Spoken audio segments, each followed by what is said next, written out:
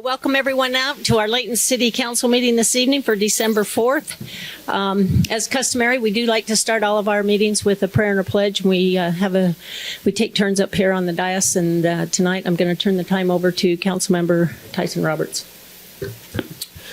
Thank you, Mayor. First, I'll offer a prayer, and then if I could ask everyone afterwards to join me in the pledge.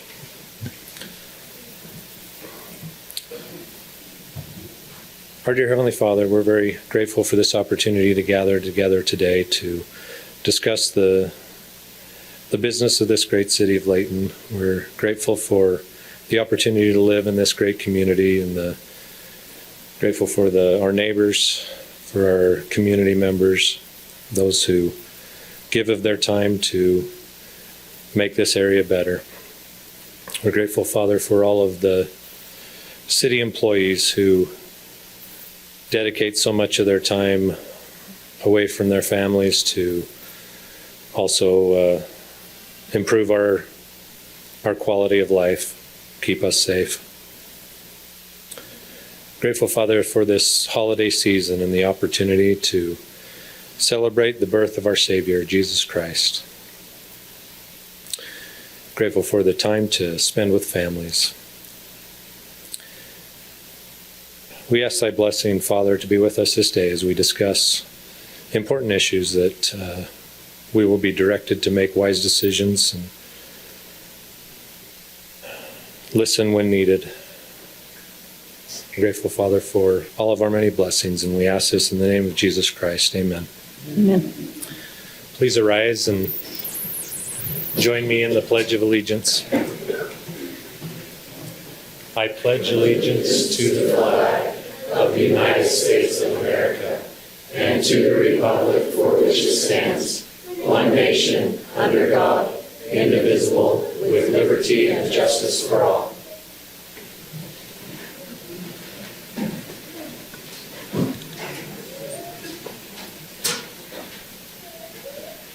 Okay, thank you very much for leading us in that opening ceremony. At this time, I know we have two sets of minutes that we need to approve. So, Council, I'll ask if there's no corrections to the two items that are listed, then I'd ask you to go ahead and make a motion. And if so, please state the meeting and the date, please. Madam Mayor, I move that we approve the minutes of Layton City Council work meeting, September 18th, 2025, and the minutes of Layton City Council meeting, October 2nd, 2025. Okay, is there a second? Second. Okay, it's been moved in second that we adopt the minutes as written. All in favor, please say aye. Aye. Any opposed? Okay, thank you very much. Okay, we'll go down to our municipal announcements tonight, so I'll go ahead and turn that over to the council for any announcements they may have. Mayor, thank you very much. City Council, or the Parks and Rec Department, I've had the opportunity for a couple of years to serve with them. With the Parks and Rec Commission, the Parks and Rec Department created a lot of great opportunities for our residents and outside of our residents.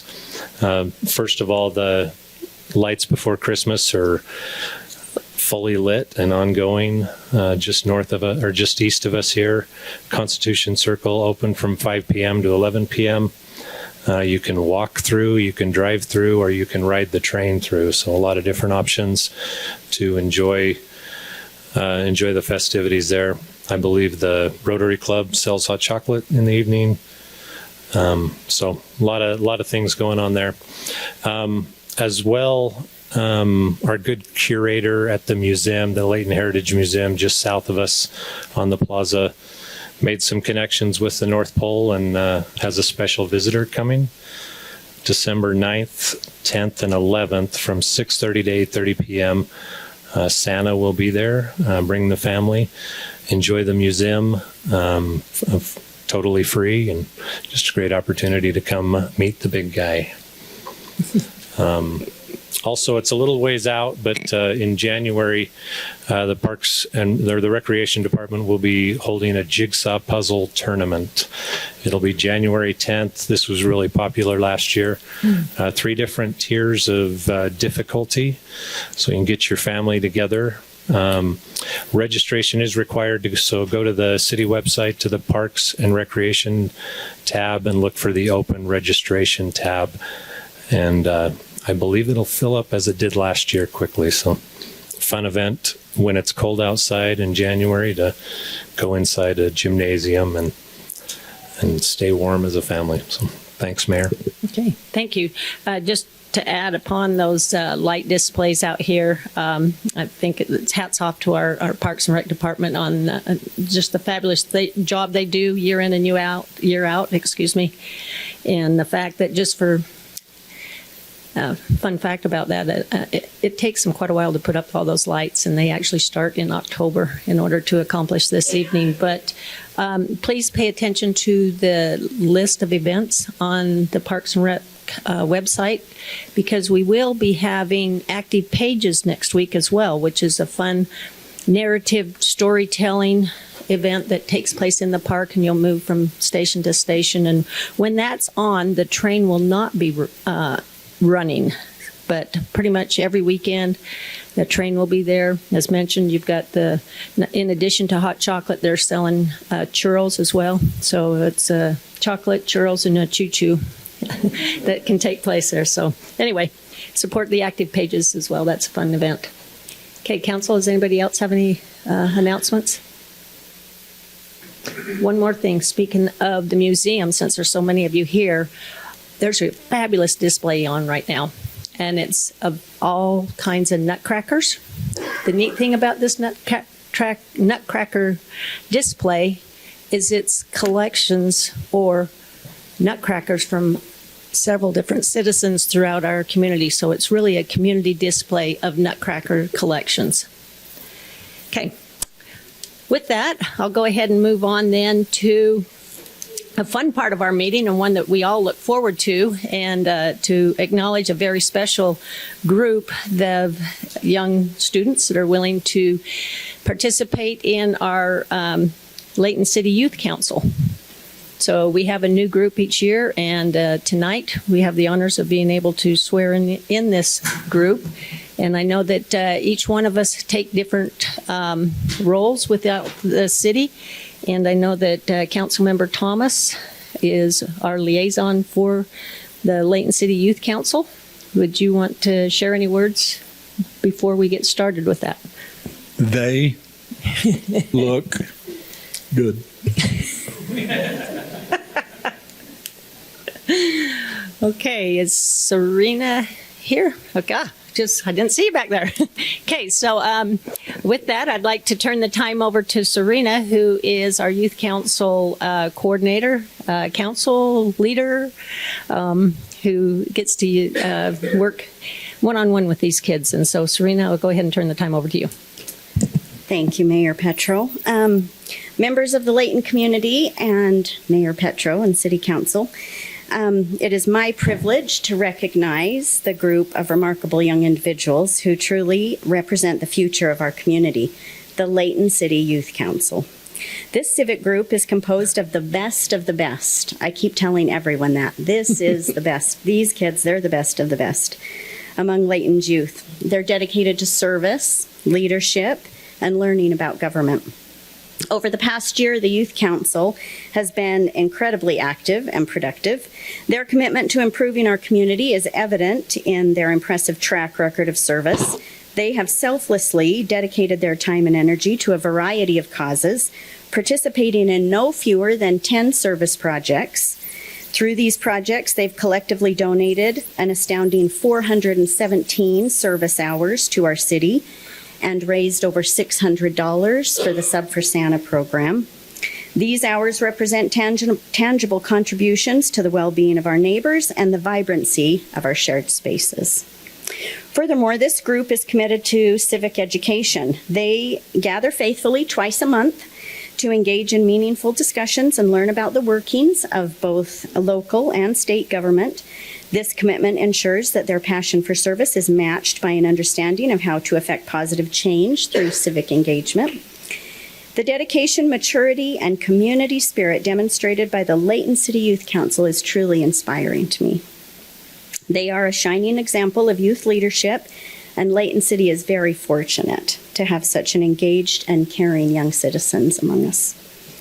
Please join me in offering a round of applause for the accomplishments of the Layton City Youth Council as we have them come forward.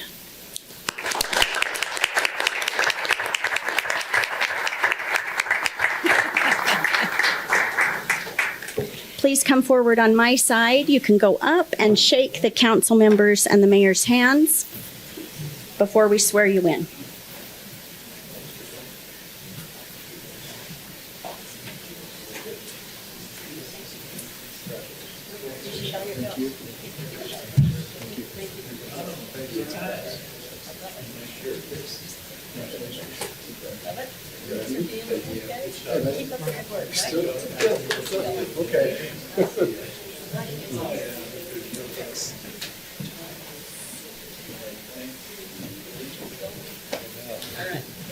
Yeah, you're right. You're gonna have to say this.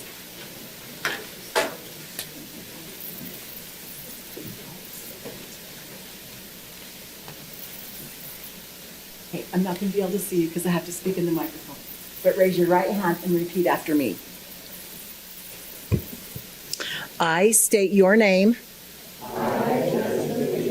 Do solemnly swear that I will support, obey, and defend the Constitution of the United States and the Constitution of the State of Utah, and that I will discharge the duties of my office with fidelity.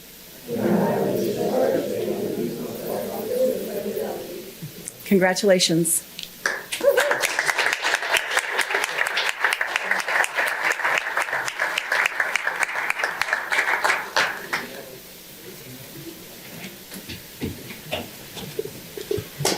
Mayor, we ask to be excused for a moment from the meeting to celebrate. We will acknowledge that but beforehand, I failed to acknowledge a few folks in the audience that I think deserve a special recognition tonight. First off, I see that we have a previous mayor in the audience, Jimmy Layton.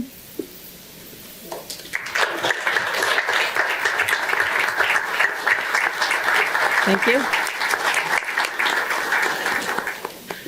Also, we have the honor of the commander of Hill Air Force Base, Colonel Dan Cornelius. Would you please stand? Wow.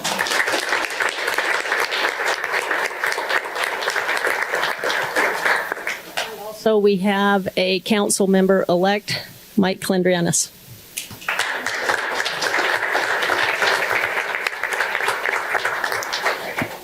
Okay, the youth may be excused, so we'll give them a minute.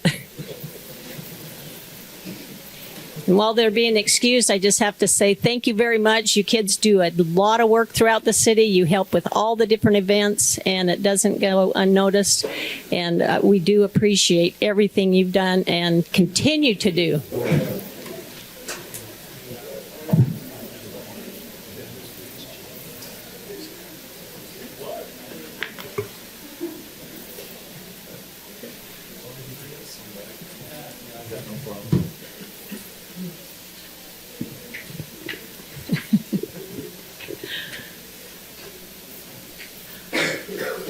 I think that shows the support we have within our youth in this community and the fact that these kids were here. You saw this family support as well, and it just bodes honestly to the fact that we care about our youth and we really want to educate them and help them really grow within our community and help make it a vibrant area for all of us to live and work and have fun here. So with that, let's go ahead and continue on with our meeting.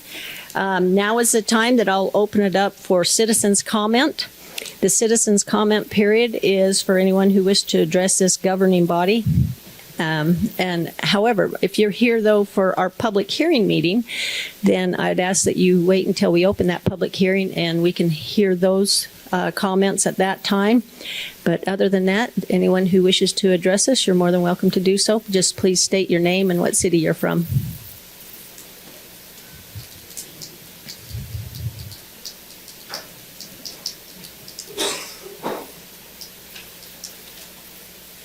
Hello, Dale Roll from Layton, and it's nice to see the faces because I've gotten a lot of your brochures over the years, so that I voted for you. I'm here to support, and I hope this is the right time, to support the dog park for Layton. Is this the right time for that?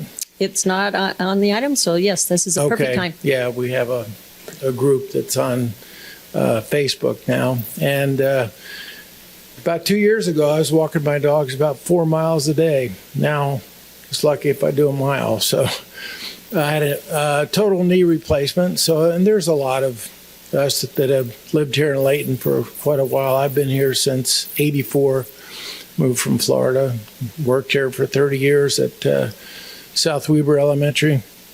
So just here to support the efforts to get a dog park for people like me. And I've been to I think it's called Wagging Tails Dog Park in Syracuse.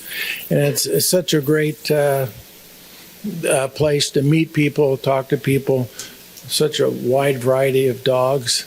And I think I'm here just to support that. And hopefully, we've done a lot of great things for Layton, and has it grown since I've been here in '84.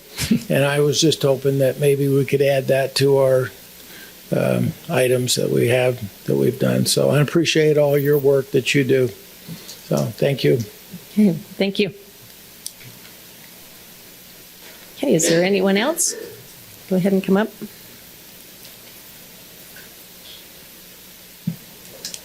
Hi, my name is Nathan Rodriguez, also a resident of Layton, and also in support of the dog park.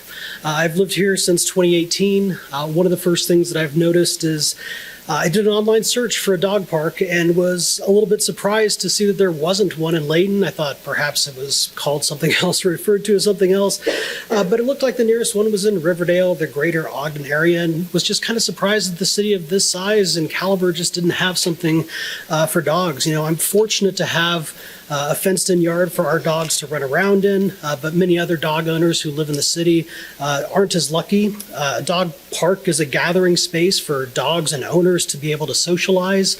Leashed walks around neighborhoods and trails are certainly nice, but they're inadequate for dogs to just blow off steam and kind of run around and have fun with some other dogs. I think it would be a wonderful resource for the community to enjoy. Dogs bring joy to our lives. A park for dogs would enhance the livability and sense of connection and community in the city of Layton. And so I would just simply request that the council endeavors to actively pursue such a project, as it would bring both immediate and long-term benefits for dogs, dog owners, and the greater community. Thanks. Okay, thank you. Okay, anyone else? Okay, seeing that there's no other comment regarding items that are not on our agenda, I'll go ahead and skip down to item number 6. We do not have any consent items tonight, so we'll just go right to our public hearing portion of our meeting. So before we go into the public hearing portion of it, we do want the presentation that will be presented by Weston Apolloni, and it's regarding the Stevenson Field subdivision.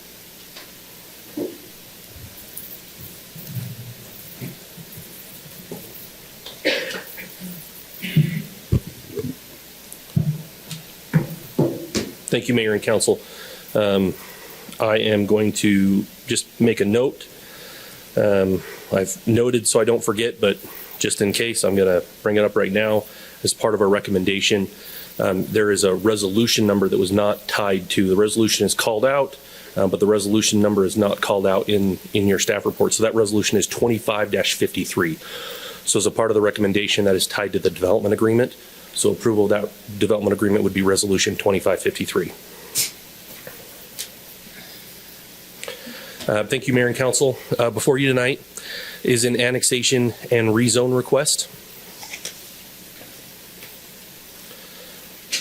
for a property that's located roughly on the corner of 2200 and Gentile, is identified in the area in red.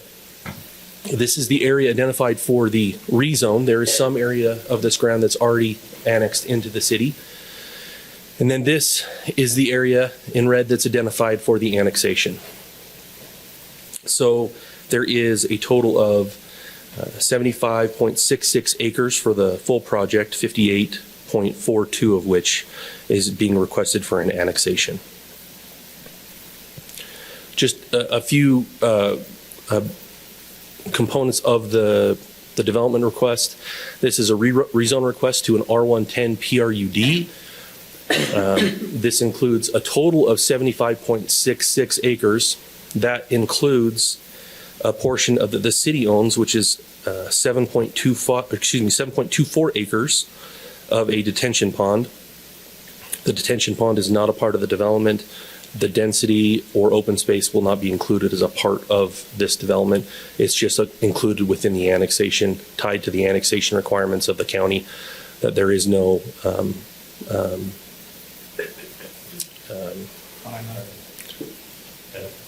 thank you.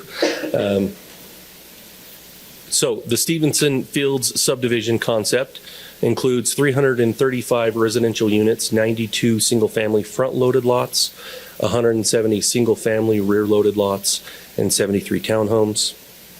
The neighborhood ag heritage overlay, which is a designation identified in the general plan, allows for a base density of 3.5 units with a maximum density of 4.9.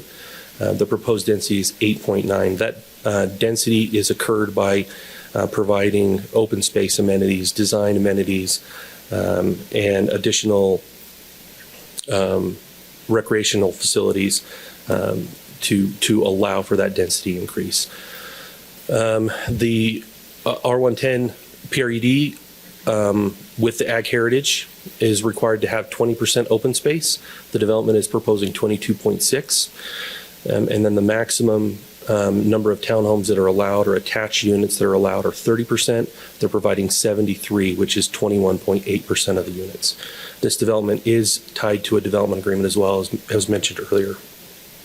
This is a conceptual site plan of the development. The greenish or toothpaste color looking lots are the larger lots within the development and are designed to be mostly on the outside of the subdivision, with the oranger lots, the orange lots being the rear-loaded detached single family, and then the blue, the darker blue lots are the townhomes, the attached units.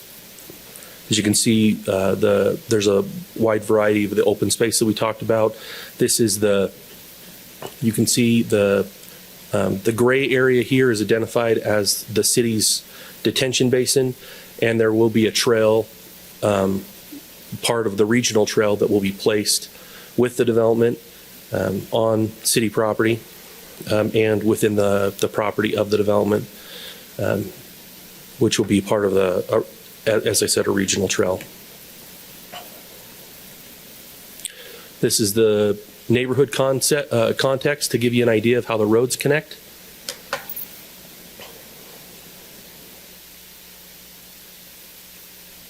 Just going through the landscape amenities.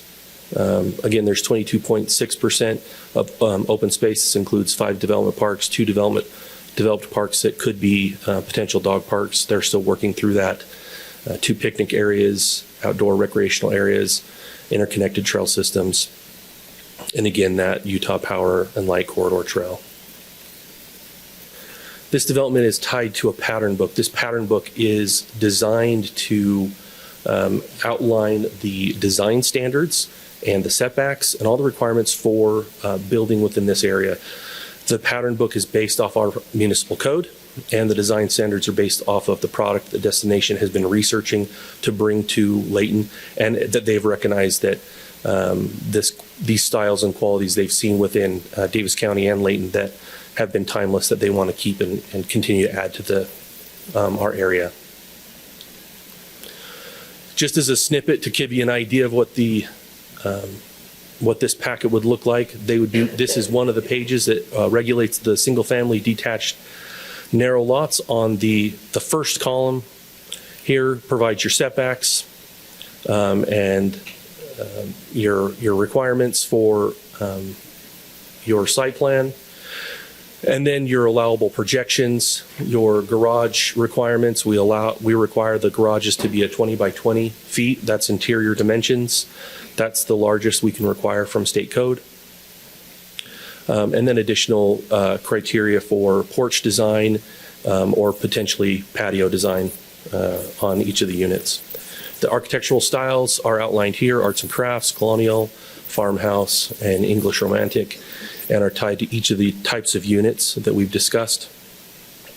And so what will happen is when we receive a building permit, once it gets through that stage, one of these units will be selected, and we will go through this packet selecting these specific types of units.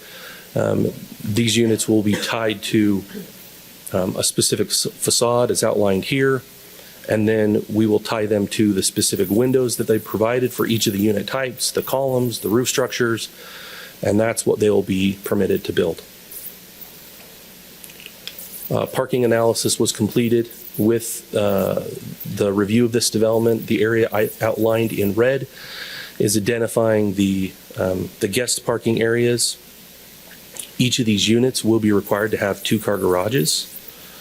And so in addition to the guest parking, all the units have 2-car garages with the front-loaded, which is the green units, will also have a driveway for parking as well. Okay, that's just kind of a synopsis. I want to cover over just a couple little bits that wasn't brought up as we were going through that, especially with the parking. That parking analysis with the single-family detached, there's a required 524 parking stalls that's required out of all of those units. That includes the garage stalls. Townhomes are required to have 164 stalls. So the total required number of stalls is 688. The development is providing 729, exceeding the allotment that's required. The development agreement of the rezone request, the applicant has worked with staff to create this development agreement for the purposes of the subdivision. The agreement is intended to further the city ordinances and regulations established by specific design standards and the development plan for the neighborhood, and outline any modifications for strict compliance with city code. The proposed street networks have been designed in accordance with the public works standards to address traffic circulation and access to the neighborhood and from access from other neighborhoods. 2 residential collector streets are located through the development and will be accessed from Gentile and 2200 with connectors to adjacent residential neighborhoods. The subdivision includes other residential streets designed to meet city standards in a manner to provide additional connections to Gentile and 2200 West. On November 25th, 2025, the Planning Commission forwarded a recommendation of approval to the City Council for the rezone request of approximately 75.66 acres located at approximately 2073 West Gentile Street from RS, residential suburban, and unincorporated areas to R110 PRED, single-family residential, planned residential unit development with a development agreement. Staff supports the Planning Commission's recommendation and also the recommendation of the City Council adopt Ordinance 2511 and 2512 and Resolution 2553, approving the annexation, rezone request, and development agreement. I'd be happy to answer any questions, and I also will say that I've got Brad McElrath with me, our city planner, who did a lot of this work and is very knowledgeable, so if there's something that I'm not able to address, I'd love to bring him up and have him answer some of those questions as well. Okay, excellent. Thank you. Council, do you have any questions before we open up the public hearing? You can ask now, or you can wait until public hearing. I mean, I'm just offering it to you because that's typically what we do. First of all, thanks for taking some time to chat with me earlier today. Answered a lot of my questions then, but also other ones have come up. So, Sure. First of all, can you talk about is there private and public streets in this development? I assume the alleys are private, but other than that? Correct. The alleys are private. This road connection here, this cul-de-sac would be private.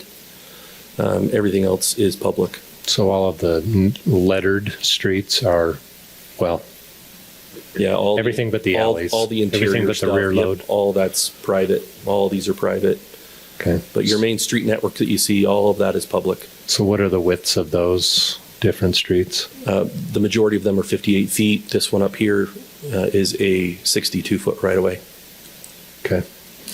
Also, can you talk about the improvements that'll be done to 2200? Brad talked about it in the work meeting, but. Yeah. So 2200 will be widened across the full length of that project on that side of the road. And Brad, 12 feet is added? 12 feet of asphalt will be added to that.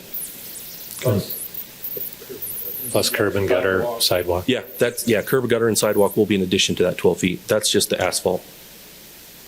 Okay, and one other for now. I asked you if you had a number for me before, kind of, and maybe this is a Steve question, but is there an average estimated trips per day per unit in Utah? Or? I did get a hold of Steve. Great. Thanks for asking that. I appreciate it. So for a single family home, 9.43 trips per day averaged on a single family home. On a townhome, it's 7.2 trips per day. There is a traffic impact study that's tied to this development that will be reviewed at preliminary. Engineering has already looked at this, and the roads will meet capacity. Matter of fact, they over-meet capacity for what this is, and so do the surrounding roads. Obviously, there's things that we just talked about. The widening of 2200 needs to occur, but the surrounding facilities, the development in the surrounding community and this one will facilitate that traffic. Thank you. I'm going to ask the question since you're on the roads. Obviously, with the focus going forward on active transportation and alternative transportation, is it possible or has it been addressed or could you look at it regarding bike lanes possibly in this area? In particular, probably on the Collector A and obviously 2200 West with that widening? We would rely on our transportation master plan and our active transportation plan. We can pull that up and look at what that is and reference that for you. Okay. I don't have that right now, but I'll mark that down and we'll give you an answer. Okay, thank you. Go ahead. Thanks, Mayor. Weston, thank you for providing the Planning Commission meeting minutes for us to review. 3-hour meeting. So a lot of input. That's great. And we've got the minutes from that. So it was good to get a feel for issues and topics for tonight. My question is infrastructure. We can't see infrastructure underneath so water, storm drain, sewer. Did you talk about are we at capacity, under capacity? Just talk about those 3 infrastructures. Yeah, absolutely. We're not at capacity. This area it was planned to have this. There might be some upsizing the developer has to do on some of their areas, but the area will hold that capacity. So there's no issue with any of the utility connections. Go ahead, then I will. Sorry, Madam Mayor. Weston, can you talk about Sugar Pine Way, that connection down there as it relates to utilities and kind of maybe emergency response vehicles, or just talk to me about that connection down there? Yeah, and its purpose. You're pointing to down here, right? Yeah. Okay. So when subdivisions are created, we'll talk about the existing subdivision. When that was created, it was intended to be stubbed specifically to connect to future connections to allow for not just emergency services, but it's really critical that we loop our utilities. Water is a critical utility to loop.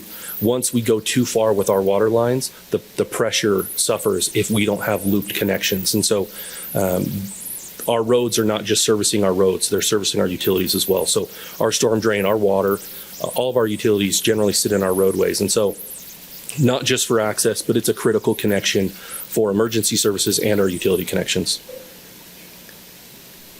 Speaking of the utility connections or infrastructure, I have to ask the question just because of my history here. I know back when Gentile Street was reconstructed, when we redid all the infrastructure in there with new water sewer lines, well, primarily water, stormwater, or sewer and stormwater. It seemed like there was a payback agreement possibly for future development in these areas. Was this one of those properties that would apply to? I know that was being looked into. I don't have all the details on that. Okay. You're not, yeah, okay. Yeah, I was going to say, I remember just because I was part of it back then, or I wasn't on the council, but I was impacted by that as well. So, okay, thank you. Questions? Can you go back up to that collector A? And you said that street width, did you say it was 62? That's a 62-foot right-of-way, yes. And Alberta Spruce currently is 58, right? Mm-hmm. And so is Alberta Spruce going to be widened, or is that It won't be going widened. to narrow to get into Alberta Spruce? No, I mean, 58-foot right-of-way is still a sufficient size right-of-way. The 62-foot right-of-way just accounts for this is a large subdivision, and it's recognized that there could be some additional traffic that comes through this section of the subdivision, and so it's widened to account for that. But a 58-foot right-of-way still has sufficient room to park on both sides of the road and drive through. But as collector A enters back into the current Alberta Spruce, it'll narrow to get back to where it is. It'll taper in. Yeah, that's what I mean. Yeah. So I asked in the work meeting about just that section and how people presently, according to residents, are entering Layton Park off of Layton Parkway, and they're thinking that they're going somewhere. Currently, they're not. They're not going anywhere, but they're speeding. Can you speak to what the dimensions, or not dimensions, but how this road is designed and how that could help mitigate the speed? So this curve here is referred to as a chicane, which slows people down as you're coming in into, or on either way you're coming into that. It will slow vehicles down. In addition to that, the traffic impact study will review these specific intersections and identify if yield signs are required, if stop signs are required. That will be a component of the preliminary and final plans. Could that also include roundabouts? I mean, I know if you go further west, when you're entering in on your way to Sunburst off of Gentile, there's a roundabout there. Is that something also that could be looked at as opposed to yield sign or stop sign maybe? Typically, the roundabouts push traffic through faster, and so this is an area we wouldn't necessarily want to encourage roundabouts, and it would definitely change the development. But if there was a need for it, obviously it could be looked at, but it's not something that we would recommend, and I don't respectfully would speak for engineering. I don't think they would recommend that either. Perhaps maybe along those lines, though, that we could look at, I guess, the bulb outs, right? That helps with the speed. Yeah, in those areas, just to maybe as a different type of calming effect. Yeah, and again, this is tied to a traffic impact study, so that will be looked at to see if. And again, we talked about it in the work session. Stop signs and yield signs, they're not intended. They're traffic flow measures, right? They're not traffic calming measures. And so we're not trying to calm the traffic down. We're trying to negotiate the traffic in the safest way possible. So that's what we'll be looking at when they examine that. Okay. One more question on that, Collector Street A. Does the wideness of the road actually increase speed? Wider roads could potentially increase speed. Wider roads also facilitate parking on the street a little bit easier as well, too. Okay. Because I guess I'm curious, because we already have sufficient stalls. And so if we're worried about speed, having the wider streets may actually induce greater speeds, particularly because that road is straight. I live on one, not that far from here, and it's really wide, and it is, you fly up it, and it doesn't go anywhere. Sure. But this would go somewhere because it would connect between Layton Parkway and Gentile. So I'm just curious if there'd been any discussion about that.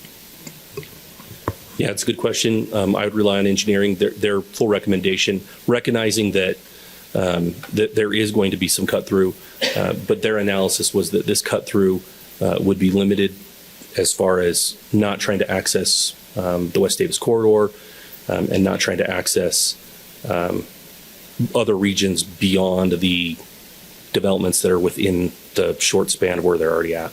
and I know you're not Steve, so I'm Sure. sorry I have to ask you this, No, but ask away. do we have a time frame for when the warrants will be sufficiently met for the light down there at 2200 in Layton Parkway? He's not provided a time frame for me. I mean, it would be an estimate if he did, and he, would have to take a stab in the dark, but has said that in the last 2 years, they've studied it 4 times. They're actively looking at it, and we'll continue to actively watch that. And when it hits warrants, we'll immediately get it in there. Okay.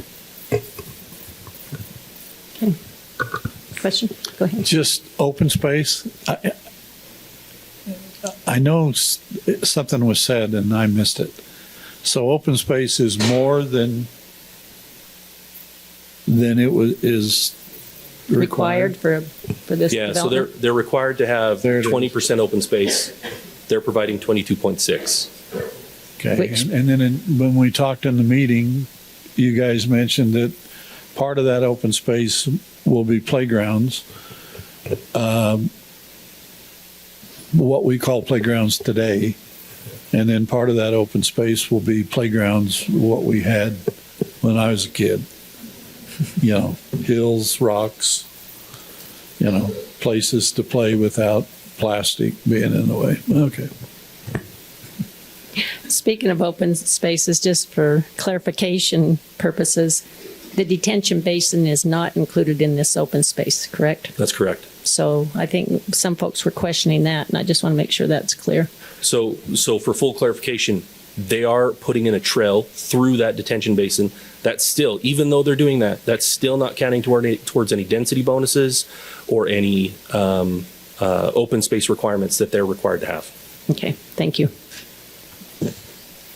So you probably don't have this, but to piggyback off of that, would you be able to provide, the answer is yes. Will you provide the total percentage of open space in this development, including the Layton City portion, even though it's not a part of the development, just to get a good feel for what percentage of this whole 75, I think it's 75 acres, this whole 75 acres is actually open space? Sure, we can run that. Thanks.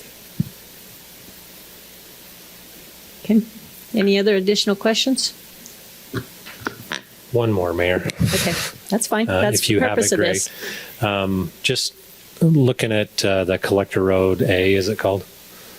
The one on the, No, east? yeah, Collector Street A. Yeah. I'm just trying to pull the crystal ball out and see where people are going to choose to go out of this subdivision, or if someone tried to use it as a cut-through street. Do you know the speeds of, I know the Layton Parkway is 35 miles an hour from this area, from the end of Alberta Spruce to 2700 West. I think it was said 2200 is 40 miles an hour. That's correct. Is that right? 30, or Gentile, is it 40? Is it 40? 40 right through there. there. Okay. And the Collector Street, I'm assuming neighborhood, it's 25 in all of them. Okay. Thank you. Yep, go ahead. Can you go back one slide to show the the one that shows the parkway, and it's that one. The Fieldstone development is also a PRUD, correct? Over here, yes. Yeah, and it was our previous PRUD ordinance. That's so correct. It looks substantially different than what it looks like now. Can you talk about the difference between those? That's my first question. And I guess the second one is a PRUD is not an entitlement. It's just they ask for it and we say we want to give it or not. So this is a neighborhood ag overlay. So what would a development just conceptually look like? How would it be different if it did not have the PRUD element? Yeah. Brad, would you exit out of that slide? We've got a slide that I can pull up that if you'd click on that just above. This is just from our general plan. Give you a general context. So the area in the top would be a PRUD. It has your open space. If you're not looking at an open space, and this is based off of an R110, you would be at a standard subdivision. Any lots ranging from 10 to potentially 12 or 15,000 square feet. And then I apologize, your first part. The first one was just what the difference between the Fieldstone Yeah. development, PRUD, and this one. It's obviously they look a lot different. Yeah, they do. So open space was huge. So it was a 30, maybe 35%. I can't remember, so don't quote me on what the actual percent was required to be open space. But that open space accounted for side yards, some rear yards, large spans that you may not be able to do anything in. And so they could get a lot of open space without it really being open space. It also didn't require amenities. Or any townhomes. That's right. Thank you. There's another component of this current PRUD, which does allow for 30% townhomes. All right. Thank you. Okay. Any more questions? I mean, certainly as we go along, you guys are welcome to ask additional questions, but if not, then I'd like to bring it back to the council and take action on opening. Oh, excuse me. We've got If an you're answer. okay, Mayor, we can Yeah. just answer Patina's question really quick. Absolutely. Yeah, so if we were to include the city detention basin, which again, we aren't, but it would be 30% of that entire 75.66 acres would be open space. And so it ends up being 22.72 acres. Okay. Yeah. It's a good increase. Okay. Thank you. Thank you. Okay, so with that, council, then I'll bring it back to you to take action to open our public hearing regarding the Stevenson Field subdivision. I'll make a motion to open the public hearing. Okay. Second? Second. Okay, it's been moved in second. So at this time, we'd like to turn it over to anyone in the audience that wish to address us regarding this public hearing. Once again, make sure you state your name and what city you're from. And certainly, if you have a representative that's speaking on behalf of a group, then we'll give you plenty ample time. But if not, if you choose to do individual comments, then if you can, try not to ask the same question or emphasize the same point, and we'll certainly take everything into consideration. So with that, the time is now yours.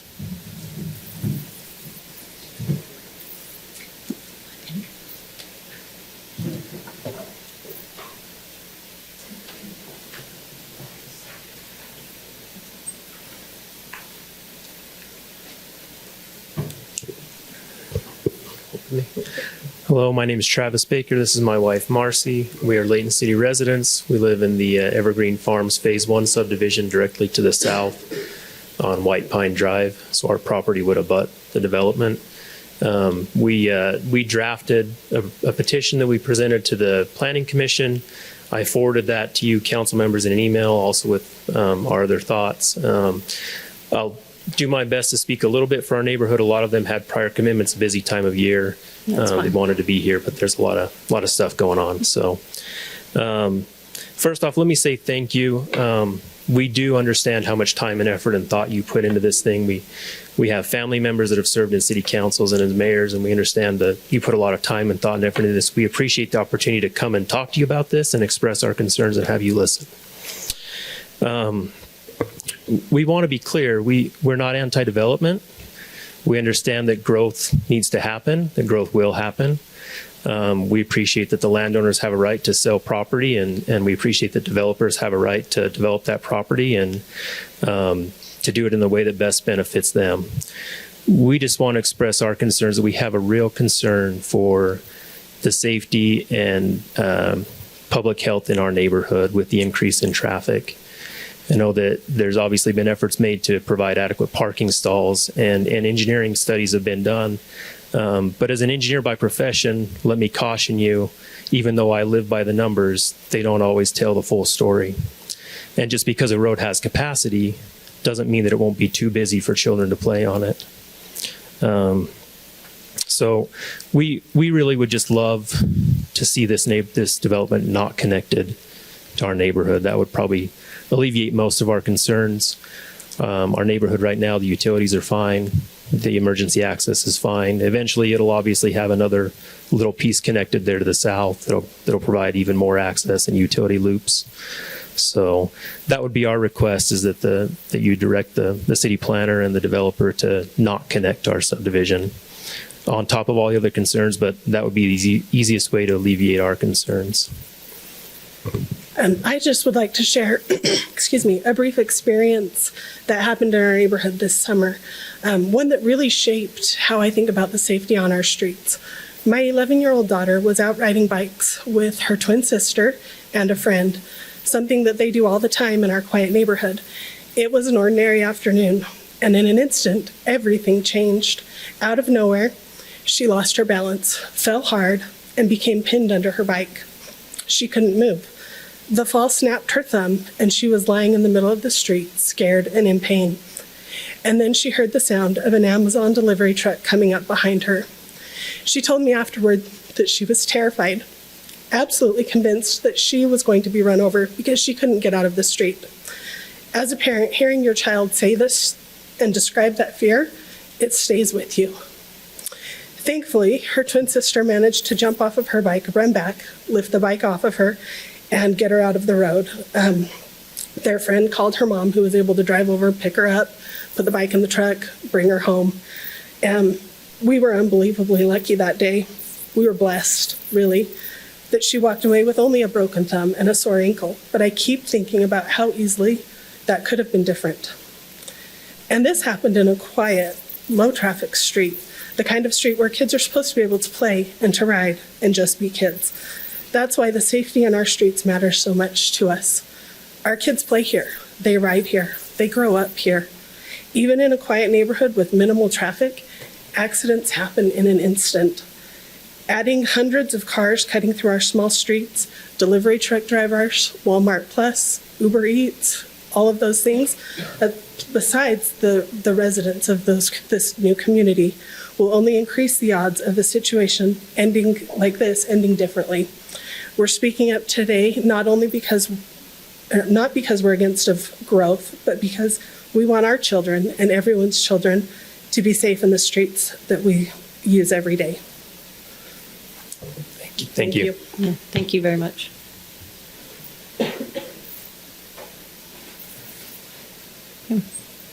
Anyone else?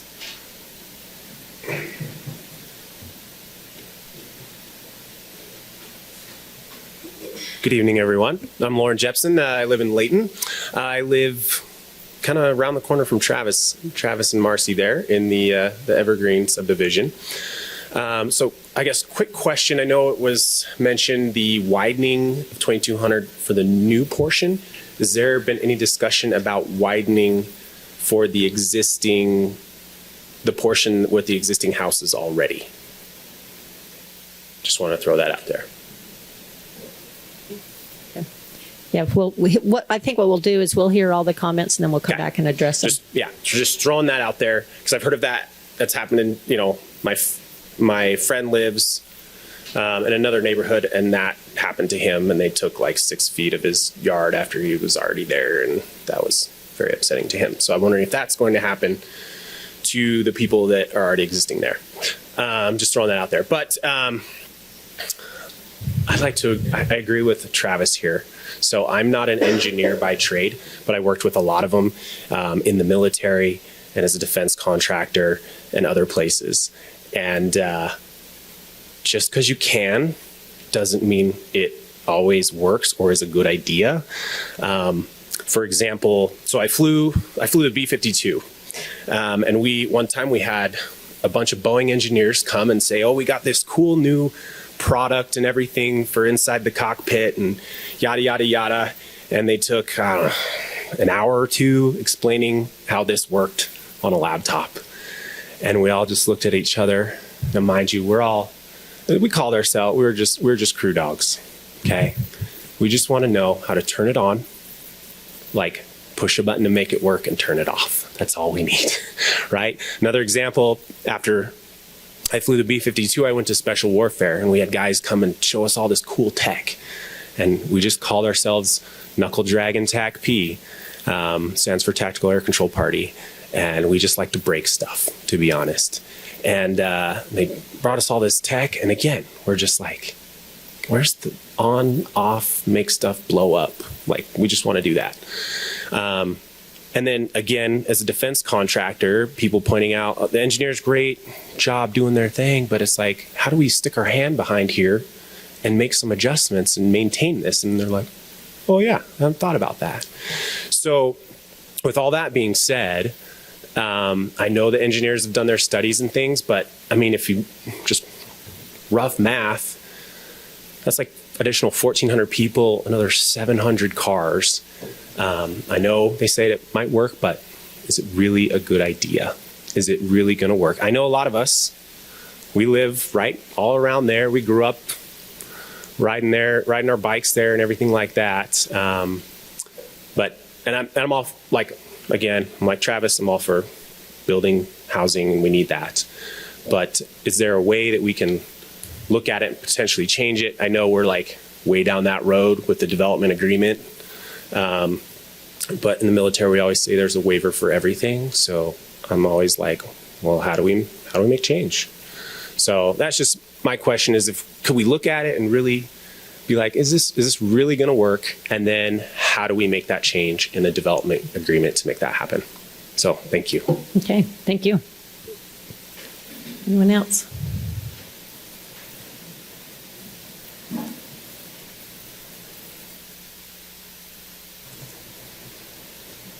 My name is Ben Tate. I sent an email, so thank you for reading that ahead of time. I'm on Alberta Spruce Drive. Just had a couple of things that I don't think have been brought up in either of the meetings. Destination has some beautiful homes. I do know that they have their 3-story plans that are featured in Trailside between the storage units and the residential. And on page 46 of the packet, it mentioned those 3 stories being potentially included. And those are larger and have some nice features, but they also have more capacity, more cars and things. So I might suggest you don't see a lot of 3-story structures west of Main Street on Gentile. So maybe that you look at those three-story options and whether or not those are a good inclusion. The other thing, I love the Larry Miller Group. Sincerely, I can't read Larry Miller's biography without crying because I've benefited so much from his theaters and jazz and all the things. And I'm wondering if we can make them spend more money and develop the Layton land underneath that large parcel that we're talking about as green space, but not. Because right now, we're talking about a lot of extra soccer teams coming out of these new homes. Right now, they try to use the LDS property on Gentile, but it'd be nice, and they can go over to Harmony. But just if we can get that developed as part of this, and whether they're paying for it or city's paying for it, but a true green space like that, where you can actually kick a ball, catch a ball, I think the households already need it. So with 300 more, the other thing that I would just end with is, I know what chicanes do, I know what roundabouts do. I would love as we reference these things and answer questions for Mr. Roberts and others that have asked questions, if there could be some kind of addendum at some point that helps us understand the engineering, what conversations were had and what those differences are, because I am concerned that you plan for the east-west traffic. I think that it's safe to assume that a similar development will be east of this, probably within 15 years, and getting those people to Gentile and to 2200 West, I think, should be considered. I know that that's not the plan, but I've worked, I'm a realtor that works a lot with developers, and the land that sells first is the land that's never going to sell. We all know that, and appreciate you hearing these few things. Okay, thank you very much.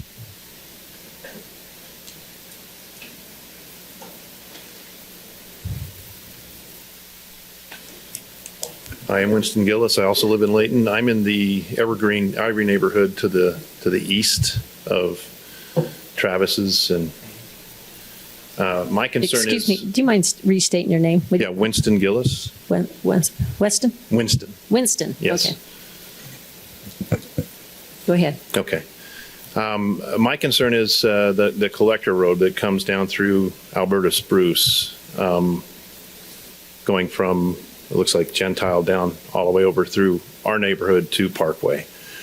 I don't know if there's something that can be done to ensure the speeds stay down, because that's going to be probably widely used. I don't know if you can put speed bumps or something through there to control the speed, because teenagers especially tend to ignore speed limit signs. But that would be my biggest concern. I live on the street that's just to the east. I live on Austrian Pine Drive, which is to the east of Alberta Spruce. So we won't see necessarily the traffic over there, but that is going to increase the throughput for our neighborhood substantially, I think. Because I think people will take that route rather than going further west, hitting 2200 and then hitting Parkway. So just food for thought. Okay, thank you. Okay, next.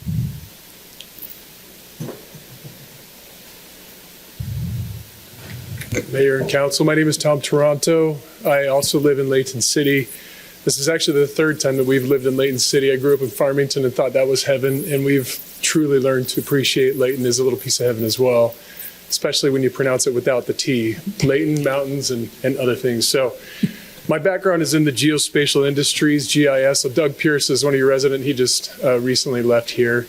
I have worked extensively with engineers over the past 20 years and lived in Arizona for a while and worked with the city of Goodyear for an annexation of 90 square miles. So from I-10 down to I-8. That was an adventure in planning all of that out to really hit those target densities for everything open space, public space, all the different residential densities and everything else.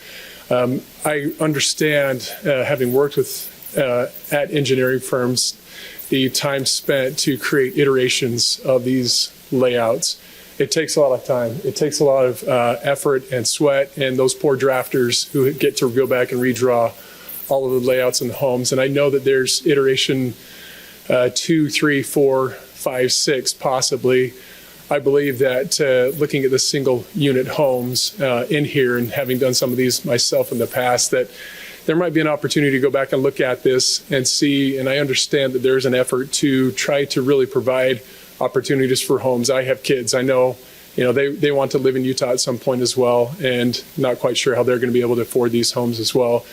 But looking at this density, the targeted densities seem quite intense and high compared to what we're typically used to in this area. And so I would propose that this plan could be looked at again and potentially reduce the densities that are intended as well. Thank you. Okay, thank you.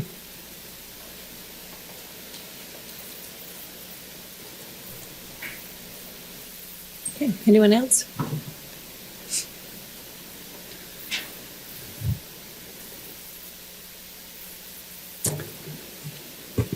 Hi, my name is Richard Romney.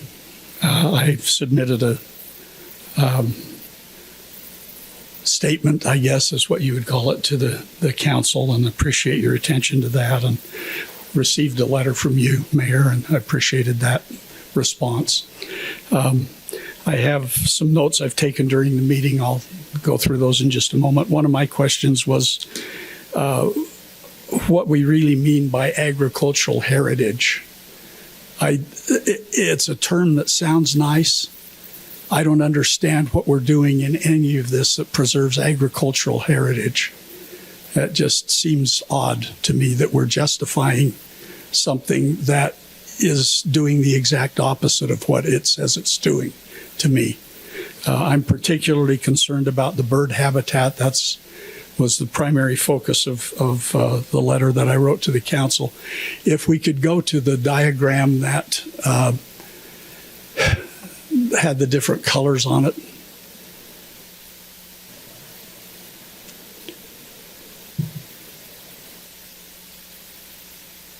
This will do, yeah, this will work.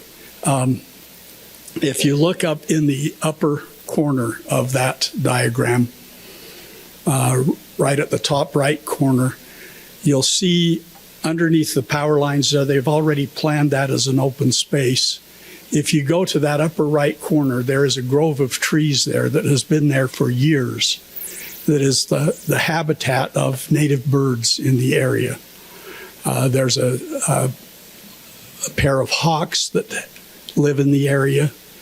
There are, I counted birds the other day. I got up to over 300 birds that live in those trees. And we're just wantonly tearing that down. We have a stand of old growth pine trees on the other end of the development, and we were told in the earlier meeting that those will be bulldozed. if we're truly looking at agricultural heritage, it would seem to me that there ought to be maybe some way of incorporating existing habitats into that overall planning. That's basically the gist of what I sent to the council. Also, some questions that I have just noted as we've been going through the presentation. Not to get into repeating things, but just to ask for clarification. It seemed like in the plans that were presented, all of the structures are multi-story buildings. I didn't see a single story home. Everything there was at least 2 stories tall. I wonder if that ought to be considered. The traffic on Gentile at times, I drive on Gentile. I go over there almost every day. It's not a quiet street. And if you go there at certain times of day, I would say anybody, take your engineers, take anybody over there when J&J is busy. Try and drive up and down that street on rush hour. It's already overly busy. And now we're saying we're going to add to that. 2200, similar concerns. It's a narrow road. It's not always been repaired well. There are a lot of potholes. There's no bicycle space there at all. It's dangerous at times.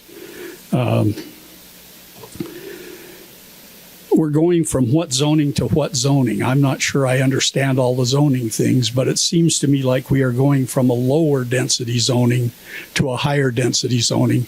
Whatever terms you want to use, we're looking at the neighborhoods that surround this proposed area.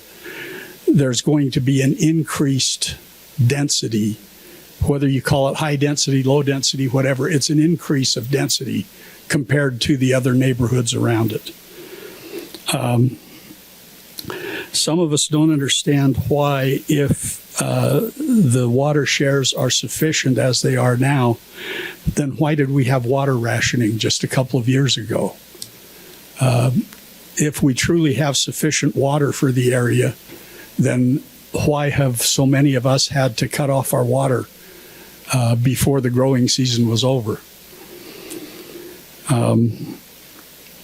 There are proposed trails in here. I'm not sure I understand. I'm not sure if anybody understands how this proposed trail connects to other trails that don't exist yet, that are supposed to be some part of an overall agricultural heritage.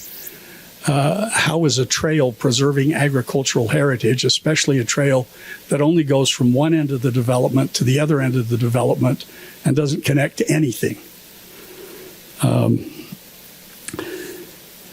I was talking with my wife.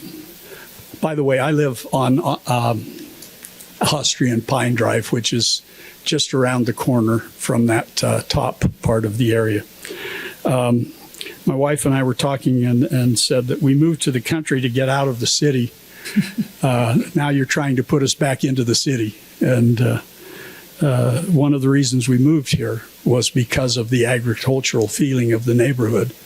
And are we going to turn it back into the old neighborhoods, high density areas that we lived in Salt Lake, and turn it from an agricultural community into a rural or a suburban community? There are so many children in this neighborhood already, and more and more and more of them. Please, let's do all we can to make it safe for the children. Another issue that I think needs to be explored thoroughly is there are areas here that are proposed as open areas, but working with HOAs, I'm on the HOA board in our neighborhood, and there are things that HOAs control that are not public areas.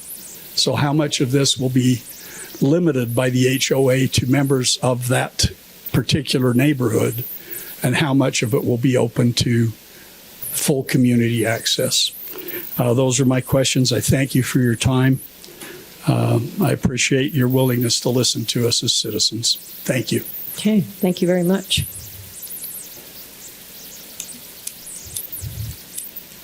Is there anybody else that would like to add to the list here?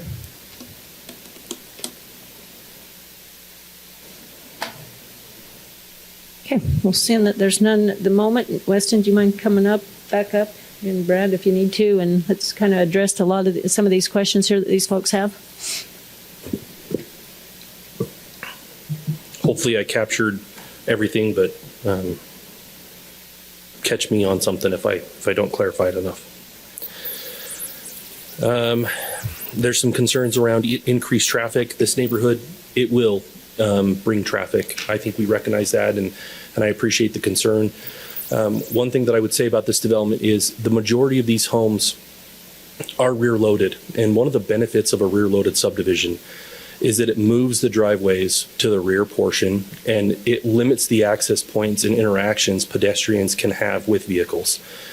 The other thing, it creates a lot of open space, and so there are a lot more spaces in this subdivision that children and pedestrians can interact and engage in without having interactions with a vehicle. Now, I'm not minimizing pedestrian accidents. They happen. We just heard a story. That's a terrible experience. I'm definitely not in favor of any terrible accident happening, but I will say that this development is looking at that and trying to recognize a way to create an environment for people to live and enjoy the area that they're in. The roadway along 2200 where the homes are already existing, talking about widening there.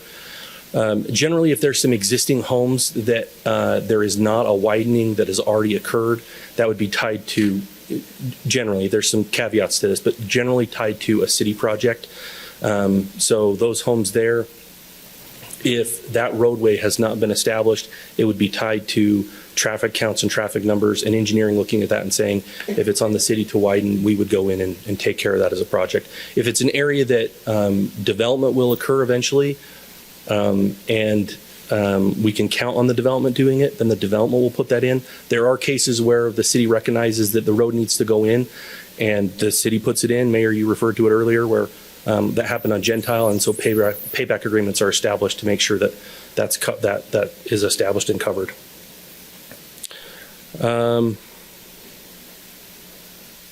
The heights, the majority of these units are 2-story. I guess I would turn to the developer and ask them to respond to the heights and what they're planning on putting in, and express the types of buildings that they're planning on showing.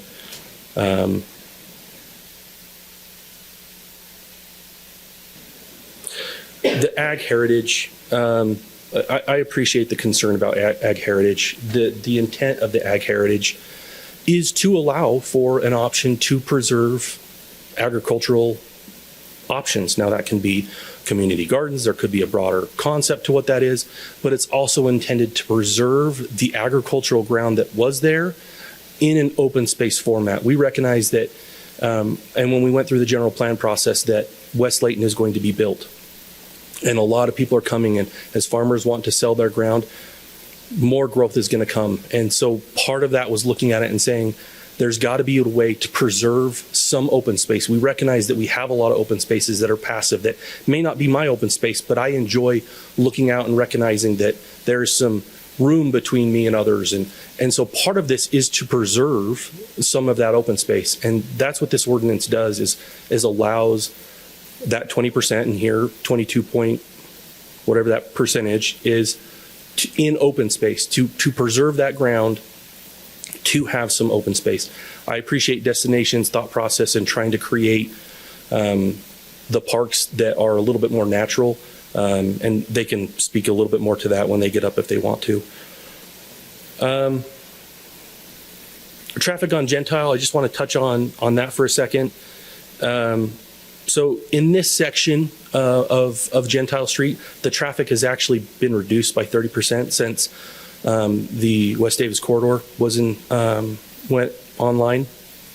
I'm not saying that Gentile's not a busy road. We recognize it is a busy road. It's intended to hold traffic, but the facilities of Layton Parkway and the West Davis corridor and Gentile and 2200, all those roads work together to facilitate that traffic, to keep it off of the local roads.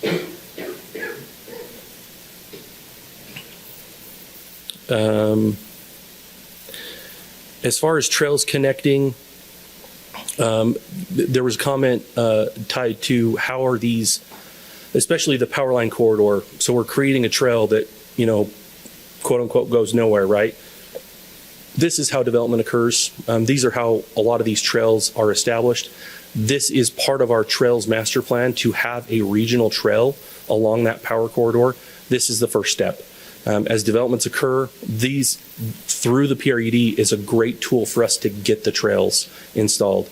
If we don't have that as an option, then the city is required to put those in. And so it takes a little bit more time to get those facilities installed. But they are part of our plan. And so when we have development come forward, we look for those opportunities to work with developers to get those facilities in so that they can get in sooner rather than later. I skipped the ag heritage tied to the bird habitat. I appreciate and recognize the concern for the environment that's around. This is a hard concern. This is a normal thing that occurs with development. As this subdivision comes in, and as the subdivisions before it came in, there was a disturbance of some kind of local wildlife, birds and whatnot that are potentially distributed to other parts of the city. This will create a lot of areas for trees and room for birds to grow. I realize that the trees take time to grow, but this will facilitate a nice area for the natural environment. Tied to water shares, yes, we have a water concern. We live in an arid state, and there are constantly concerns about that. We do require specific water shares, and all that really is doing is saying you have rights to produce enough water to facilitate this site. That's what we can legally require. Now, the conversation of if that water comes off the mountain this year and we have enough water to supply everybody's water rights, that's a broader context that I can't really respond to. But what I can respond to is that we are actively making sure that this development is not just facilitating the water needs that it has, but that the open spaces are water-wise. Yes, there's going to be grass areas. We're showing the area in green as open space just to give a context, but we're not saying all that's going to be all grass. There are going to be significant areas that are water-wise designed. And it is a concern. I'm kind of skimming through my notes. Council, am I missing something that you wanted me to address that I haven't addressed?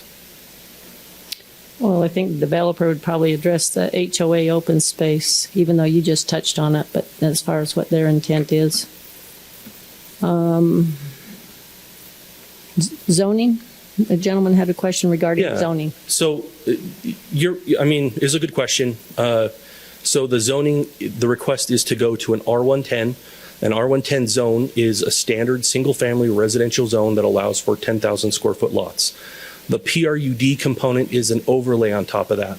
That PRUD allows the developer to cluster or put together the homes in smaller formats, so not having to use a 10,000 square foot footprint, but then redistributing that ground into open space. And that, by doing that and increasing the design quality of the homes, adding the open space, adding the amenities, all those things allow for small increases in density, which get us to the 4.8 units per acre 4.89 units per acre that they're at. Okay. The only other question I think that was asked was possibly, and I mean, this would be city property, and that would be something that we'd have to decide. But again, you're talking a huge maintenance cost there, is the open space with the detention basin, probably converting it to a playing space or soccer or whatever sports space. Yeah, and I would just say there's a broader conversation to that. Yeah. It's specifically functioning as a regional detention basin for a reason, and we need it to function that way. So, and then Mayor, you actually had a question about connected bikeways. 2200 does list it as having a future bikeway, and then we also have the regional trail. Yes, I love that. Okay, thank you. Any other questions? If I could, Mayor, just follow up. You talked about 2200 with Mr. Jepson's question. I brought up a question to the south of the development. There's a place where on the west side of 2200 where 2 homes were just built this last year. Is the width of that road any narrower than the width of the finished road would be, say, up by one of the alfalfa fields when it is finished? Or would that be equal? It should be equal. I'd have to zoom in and take a good look at that, but I don't see any reason why that road width should be any different. So I guess the question is, Take a look at it. The evergreen part on 2200 is the same line as the curb and gutter would be in the new development. Does that make sense? Yeah, it does. That's correct. Yeah, where evergreen, where the subdivision to the south is on that east side. Brad, why don't you stand up so you can be recorded?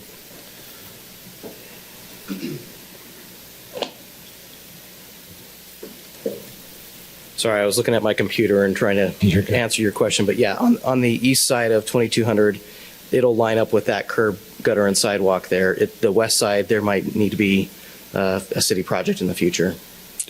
So I asked that question, there's not going to be a bottleneck where it gets narrower as you go south, right? Right, yeah. Especially like where if you're heading southbound on 2200 West, there's not going to be anything that will change with this development. It'll be the same as it is now. But when it comes to that northbound traffic lane, it won't be a bottleneck. It'll line right up the way it's supposed to. Okay. Any other questions here?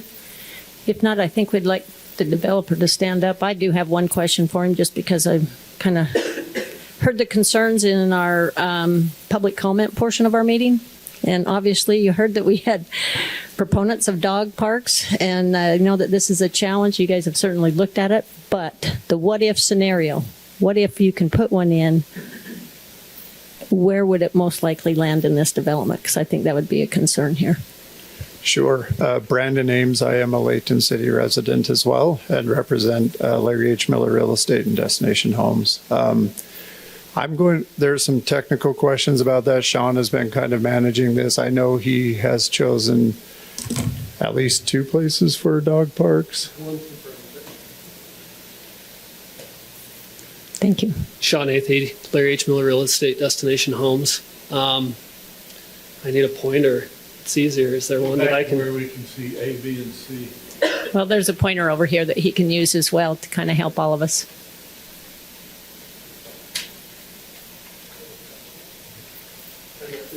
Try not to hit anyone on the eyes. Currently, there will be a dog park right in this region. We try to keep our dog parks closer to the single family and townhome units because of not having backyards for the dogs.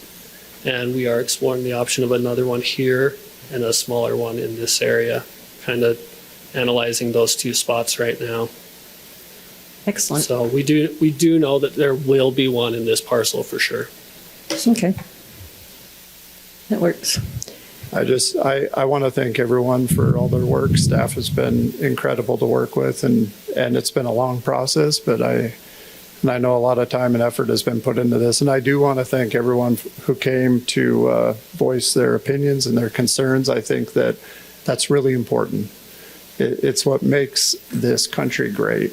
And a lot of people complain, and they just complain on their couch.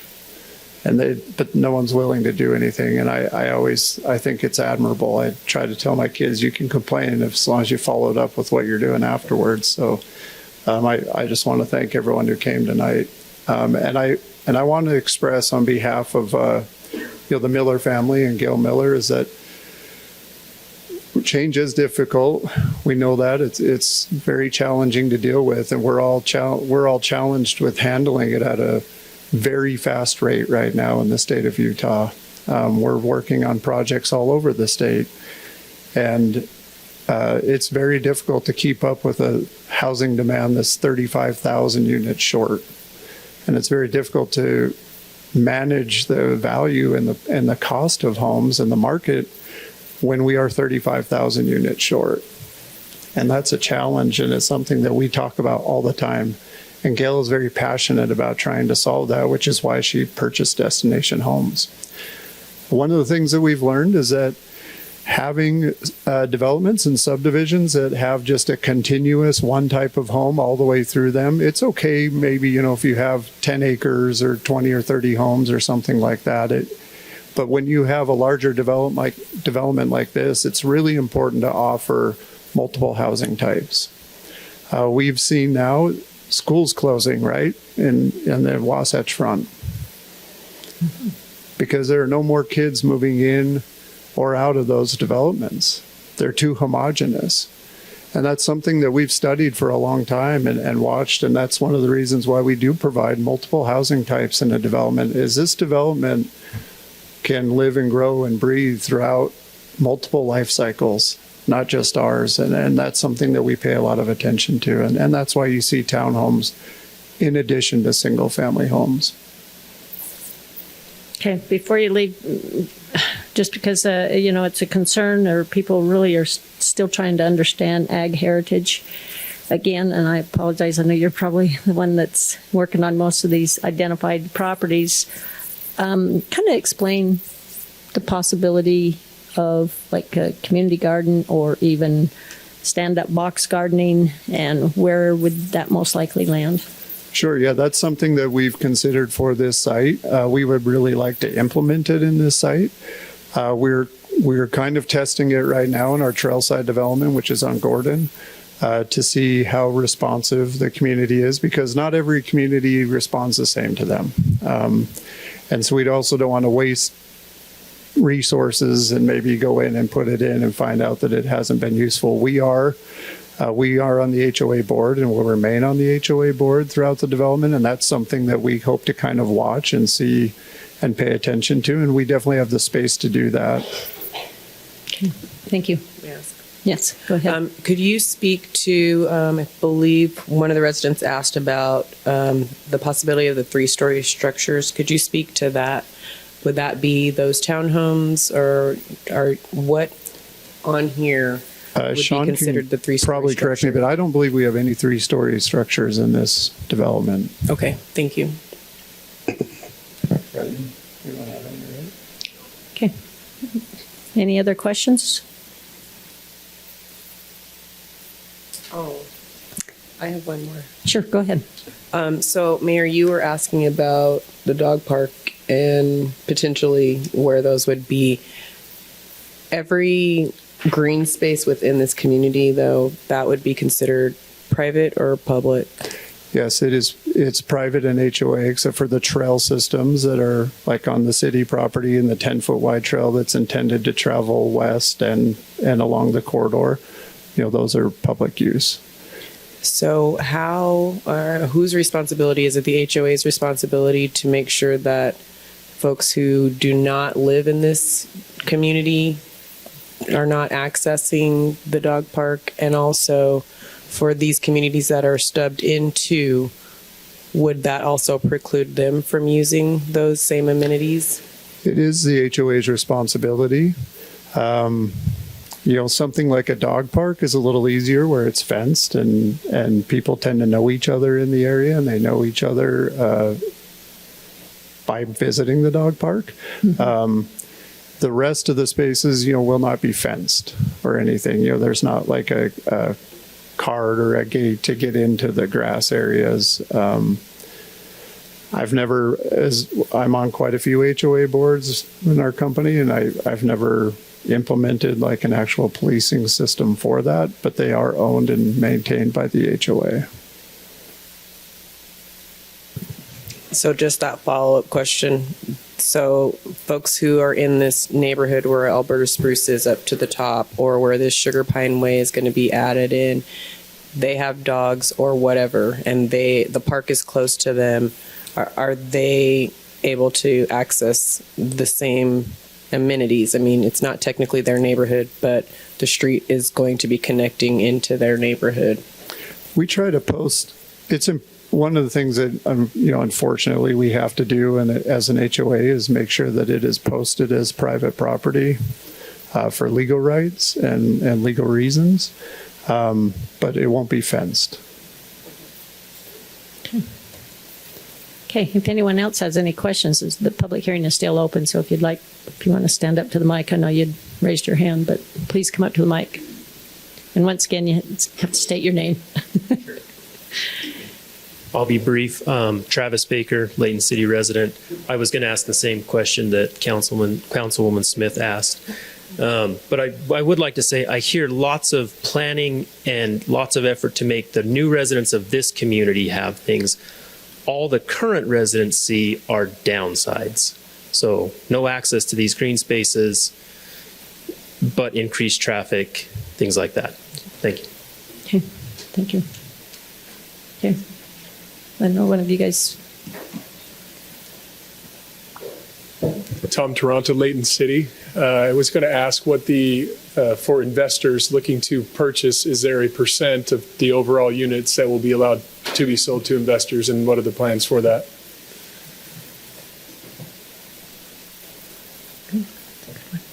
We do not have any deed restrictions right now on the property, but that's something that we would consider. We've done them in other developments as well. But all units, including the townhomes, are all privately owned, correct? Correct. Or owner occupied, I should say. Owner occupied, yeah. Okay. Alrighty. Go ahead, just take. Just real quick, there's a difference between privately owned and owner occupied. Yeah, that's why They can be privately owned and half of it could be owned by one company. Just a clarification. Okay, sir. Claude Young in Layton. My question is on affordable housing. If there's a certain percentage that's supposed to be affordable housing, and what's the price range that you're looking at is what is affordable? Okay. That's not really on us, but. Ben Tate again. Since they mentioned that they don't plan on 2 stories, I was just wondering if we could just pin that down, because in the packet it does state 3-story or 2-story. If it could just be clarified that the developments are capped at 2-story since there's no plans. I don't know what the process is for that. Okay. Go ahead. Yeah, go ahead.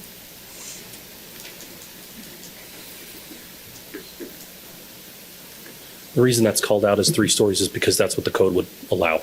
So if the council would like it noted that it would be a 2-story, that could be added to the development agreement. And obviously we'd want to see if the developer would be amenable to that, but it's just stating code is all that is. Okay. All right. Brandon, do you mind speaking to the, not necessarily the affordability, but obviously the price range? Sure. And our intention, I think, would be just to follow the code for the zoning on the houses. We don't have any plans right now for anything over 3-story, but I also think it'd be useful to note, so we are developing this essentially in thirds, starting on the south. And so the southwest corner will be the first street that's built, and those, I think it's probably about 20 homes will be built first, and then we'll move east from there, and then kind of start working our way from south to north.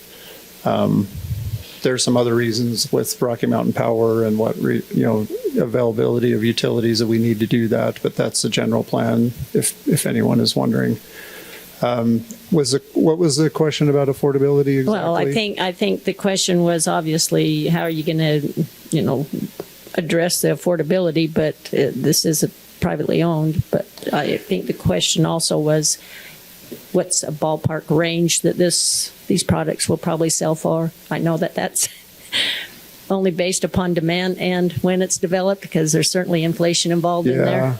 Yeah. We do have other projects where we're trying to address affordability, where we're able to have small, 800 to 1,100 square foot homes that are just a slab on grade. And we weren't able to do that here with, there wasn't the ability to do that here. So we're not trying to address necessarily what I would consider a $350,000 home here. I don't know if I can get into exactly what I think the prices will be for the market for everything, but I know it's not going to be considered affordable, as far as what the state considers affordable. We would love for it to be. Yeah, I appreciate It's difficult to do that. Okay, thank you.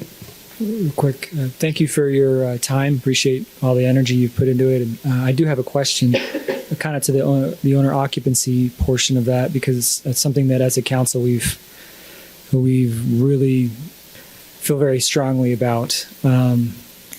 Some capital company coming in and buying an entire neighborhood, and then my kids actually don't own the house; they just rent it. So how do we facilitate home ownership in young Americans if it's owned by a capital group?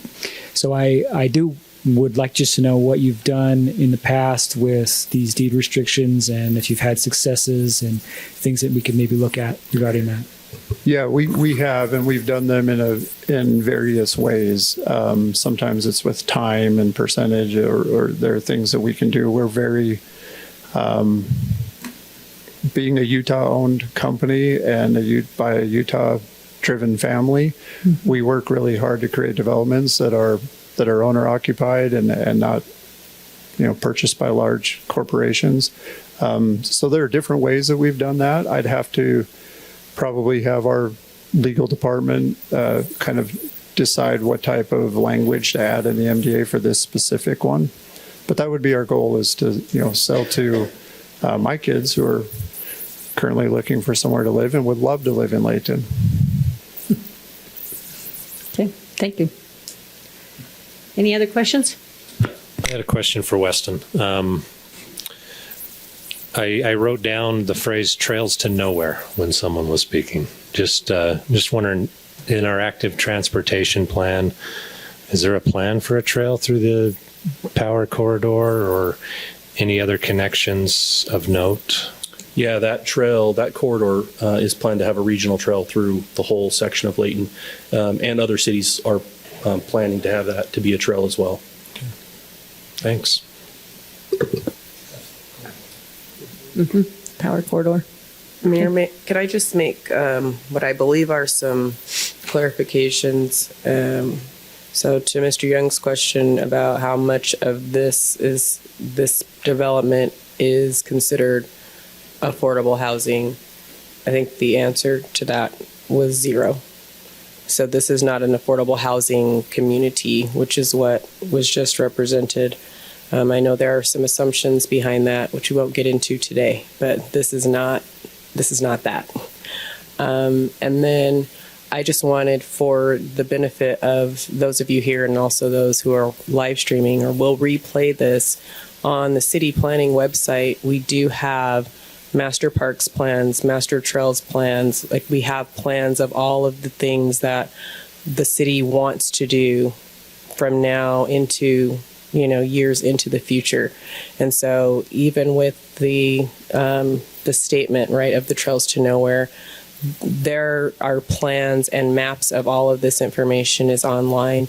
And with the Wasatch Front Regional Council, we participate in the active transportation plan that is a regional plan. So we're not just creating things that don't connect, but we're in conjunction with the cities that are around us. So Clearfield, Syracuse, Kaysville, you name it. These plans, we come together to kind of create a network so that while you are going from one trail to another, you are not ending at a dead end. But all of this is available on our planning website, and you can get links to that as well. So I just wanted to make sure that we all are aware of that. And I know sometimes we don't know. So thanks. Good comment. Okay. All right. Well, if there's no further discussion, Council, I'll bring it back to you then to take action regarding our annexation and rezone request for the Stevenson Field subdivision. What I'd ask of you to do is to close the public hearing and then take action regarding Ordinance 25-11 and Ordinance 25-12, and also call out Resolution 25-53.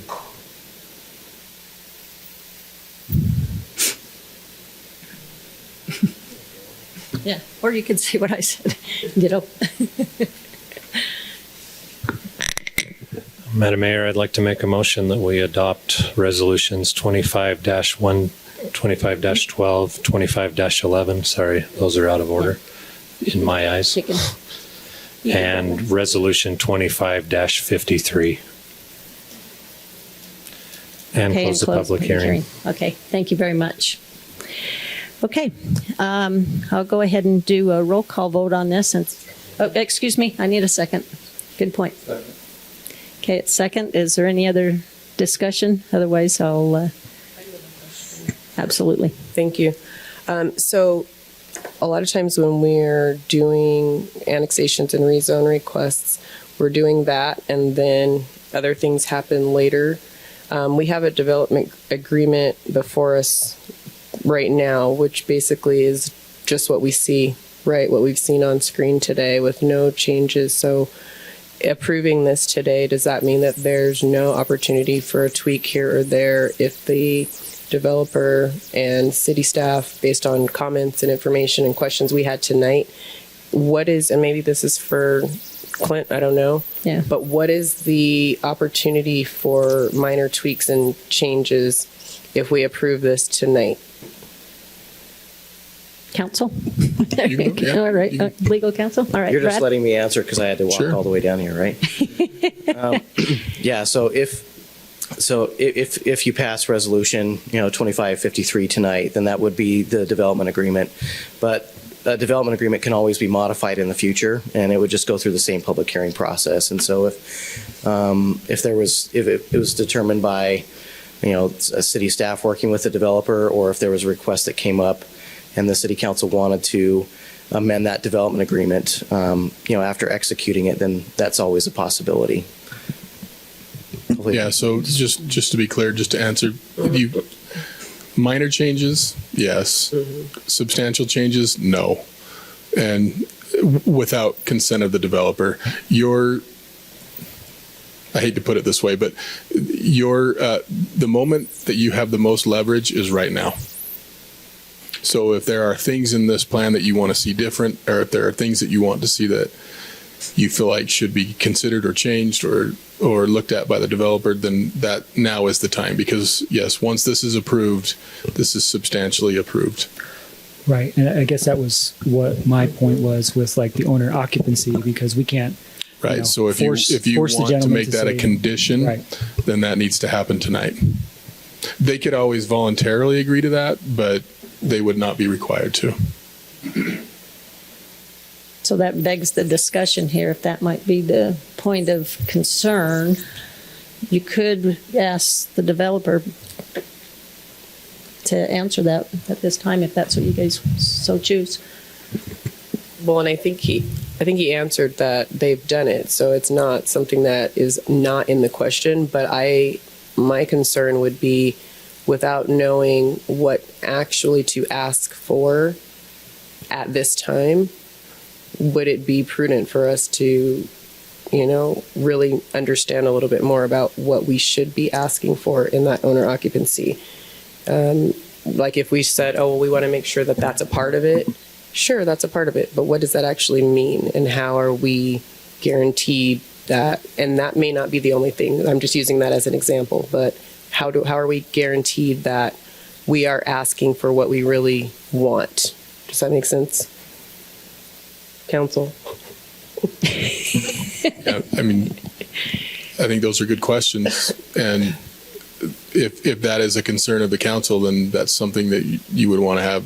You would definitely want that discussion tonight. Yeah, and I could address that a little bit too. I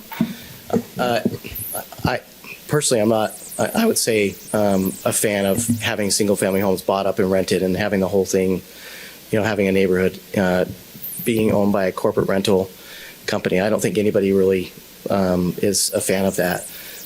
I would say that if we were to do that, it would be contrary to how all of the other subdivisions in this area have functioned, where I'm not aware that any of these subdivisions in this area have an owner occupancy requirement where the owner has to own and occupy the home. So for example, if anybody lived in these neighbors, in any of the surrounding neighborhoods, Speaking of, just the free market and the opportunity to choose what you want to do with your own property, they could move away from their home and still rent that home out, or they could sell it to a corporate entity. And so I think it's important to recognize that and still to weigh that in the decision on what you want to do as a council, if that is something that you would want to impose, to this development specifically, when it isn't something that we're requiring of any other subdivision in the area. Okay. That's a good point. Yes. Well, I'm just thinking, appreciate that, and you're correct. But I also do think that we have experience where we maybe should have done that and didn't because we didn't know. And so we do have another area in the city where something similar has happened, and we don't necessarily want that to happen again. But I do understand the point. On the single family side, I'd be more interested maybe in that specific to the townhomes, because I think that's where the concern comes into play largely. Yeah. Okay.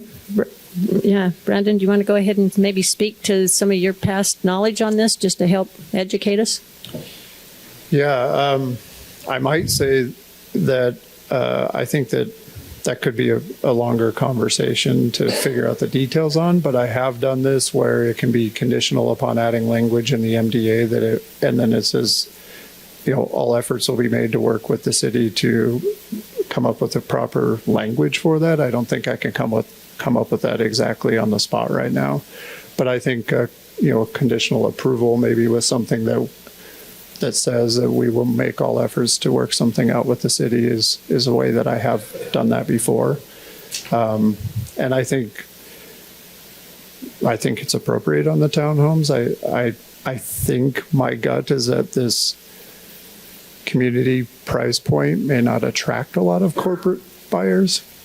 Not that we're trying to make it a high price point. We're not. We're trying to offer townhomes so that our kids have somewhere to live, but just the nature of the location and kind of the nature of the development with as much open space and the quality of the build that we do, we have not really encountered that in any of our developments so far in Layton. Maybe conditional would be if it's something that the council really wants to see, or maybe we can just talk about it and see how many want to see it in there. I'm open to I think that's why we're here, have the conversation and come up with a plan to move forward. Okay. Councilmember Morris? Yeah, just, excuse me. I don't know that we want to make that determination tonight. I would rather have a broader discussion on unintended consequences of doing, to Brad's point as well. It sounds great, but we don't want it. And, there was a bill that died in the legislature this last legislative session wanting to ban all, and I'm not for it. I'm not. We have areas in the city right now just above Highway 89 that's a beautiful little neighborhood. It's all rentals owned by a company in California. So I'm not advocating that. Just the idea you have. So someone comes in and buys the townhome, a young family, and now they want to. They're growing and they want to move. Well, they might want to rent their townhome and then move into another and just kind of continue that progression in there. So we ought to have a broader discussion before we decide to say, yeah, townhomes tonight. I don't think that'd be prudent. So that's my thought on that.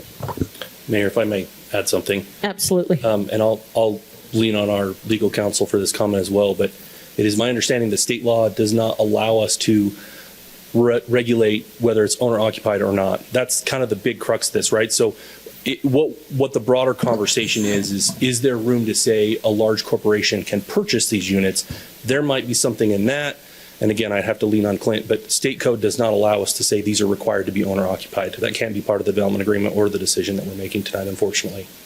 So just to comment, and comment here, I just had a quick discussion with the developer's representative, and I'll recap it. I asked him what is more likely to be investor purchase, single-family homes or townhomes. I think we know the answer to that. It's the townhomes. I asked him what would be an appropriate, if it would be appropriate to ask for a percentage and if they'd be willing to do that. He said that he thinks that it's reasonable to do a restriction of 75% of the townhomes be sold as owner occupied as part of it. Wouldn't be in perpetuity, which I agree with him. It's really hard to restrict land for in perpetuity, but for a portion of time that it would be there would be an owner occupied restriction that would get you 75% of the townhomes, and based on their experience and I think really just common sense, usually those higher end single family homes are not what investors are purchasing anyway. It's usually more of the townhomes. So if that's something that would achieve your goal, that's something they said they'd be willing to agree to. Okay, that's good. Okay, you want to continue the discussion? Sorry. Did you hear Weston's question about? I only heard part of it, so I didn't hear the question. And maybe it wasn't a question, it was a statement. Yeah, restate it. I don't want to misquote you, please. Could you go back to your seat for a minute? He's going to get his steps in. We will get my steps in. I just mentioned that state law precludes us from requiring that it be owner occupied. The developer can offer that. Right. They're welcome to offer that. Yeah. We can't require it. What I'm saying is that he's telling me they're willing to agree to that. That's very amicable, I think. And it's a good solution here on the spot for us. I did tell him, he didn't ask for this, but I did tell him that if they got into if it were approved by the council and it got into that development and it just wasn't feasible, that it was killing their development, that's something that we would bring back to the council to consider. But it doesn't sound like it would be. It sounds like 75% is something they think is manageable and would work for this. Okay, so then what that would do tonight is bring it back and look if you want to modify your. So if the council did want to do that, if the council did want to do that, you could just amend your motion to include that the HOA would the developer and the HOA would restrict owner occupied units to set no more than 25% or 75% owner occupied. And the only thing I couldn't say is that I don't know for the limit of time, so I would just give staff the discretion to be able for us to do our research on that and do a reasonable amount of time. So you could just say what I just said. Did you get that, Kim? That's my motion. So just let me help it out. So just you don't have to say anything about that. Time out. Yeah. I don't mean to be rude, but somebody's got to say something. I got a question. Oh, yeah. You mentioned something. You mentioned that into perpetuity, there needs to be a time frame. Shouldn't there be on the townhomes? Yeah, and that was part of what I said is that I did. Yeah, I did. I said that give staff the ability to do research and find what is common practice and work with the developer on a reasonable time. But really, I think even just the first townhome purchaser is great. Right. But yeah, we would, and I'm hesitant to say the length of time without looking at what the market is dictating and what's happening elsewhere. So Council Smith Edmondson had a question, and then I can help you with the motion if this doesn't change something. Okay. Go ahead. Sorry, y'all. I'm just on one tonight. That's okay. No, this is why we have this discussion and why I promised these folks that we would vet it out thoroughly. And I appreciate you guys taking the time and really questioning this so that you feel good about your decision. Yeah. So I agree with Councilman Morris, in the assessment of maybe a family. I mean, we are right outside the base, and a lot of base families, a lot of military families come here, don't want to live on base. They buy a home. I had a townhome outside of the base, and then they want to buy a house, and maybe they're going to rent it. And, so I think I'm more in favor of figuring out how we could do something around the big corporation purchases, because I think that's a bigger issue, where you have a corporation that is buying X number of townhomes and renting them out.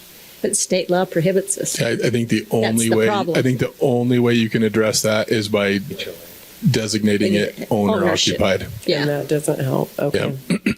Yep. Okay. All right. So I think we're at a point, and you're right.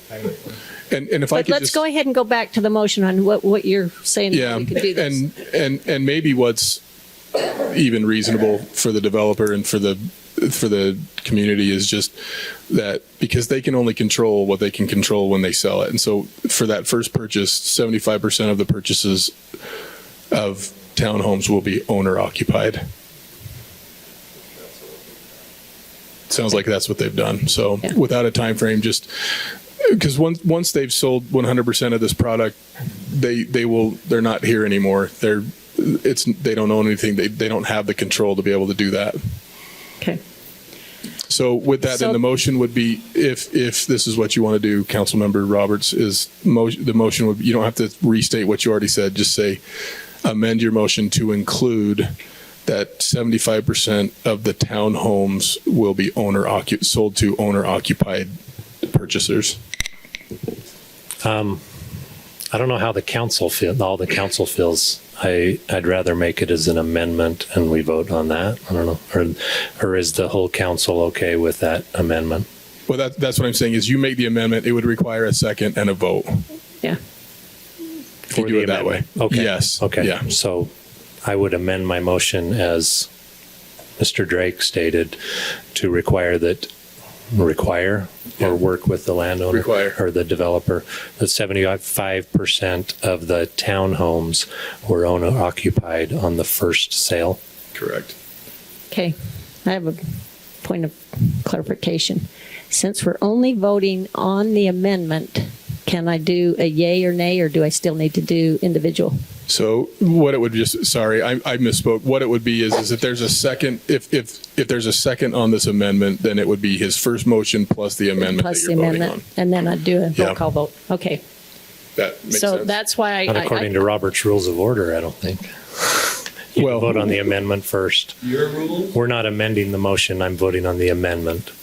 Or I'm proposing an amendment to the motion. Yeah, sorry. The way I was thinking of it is you're basically adding to your first motion, and then I that want whole it to thing be a will be separate voted on. vote, just to I'll tell you know what, we're I'm just all going on to the same do, page. I'll do a roll call vote on just the amendment, Yeah. which the Need a second, amendment is to,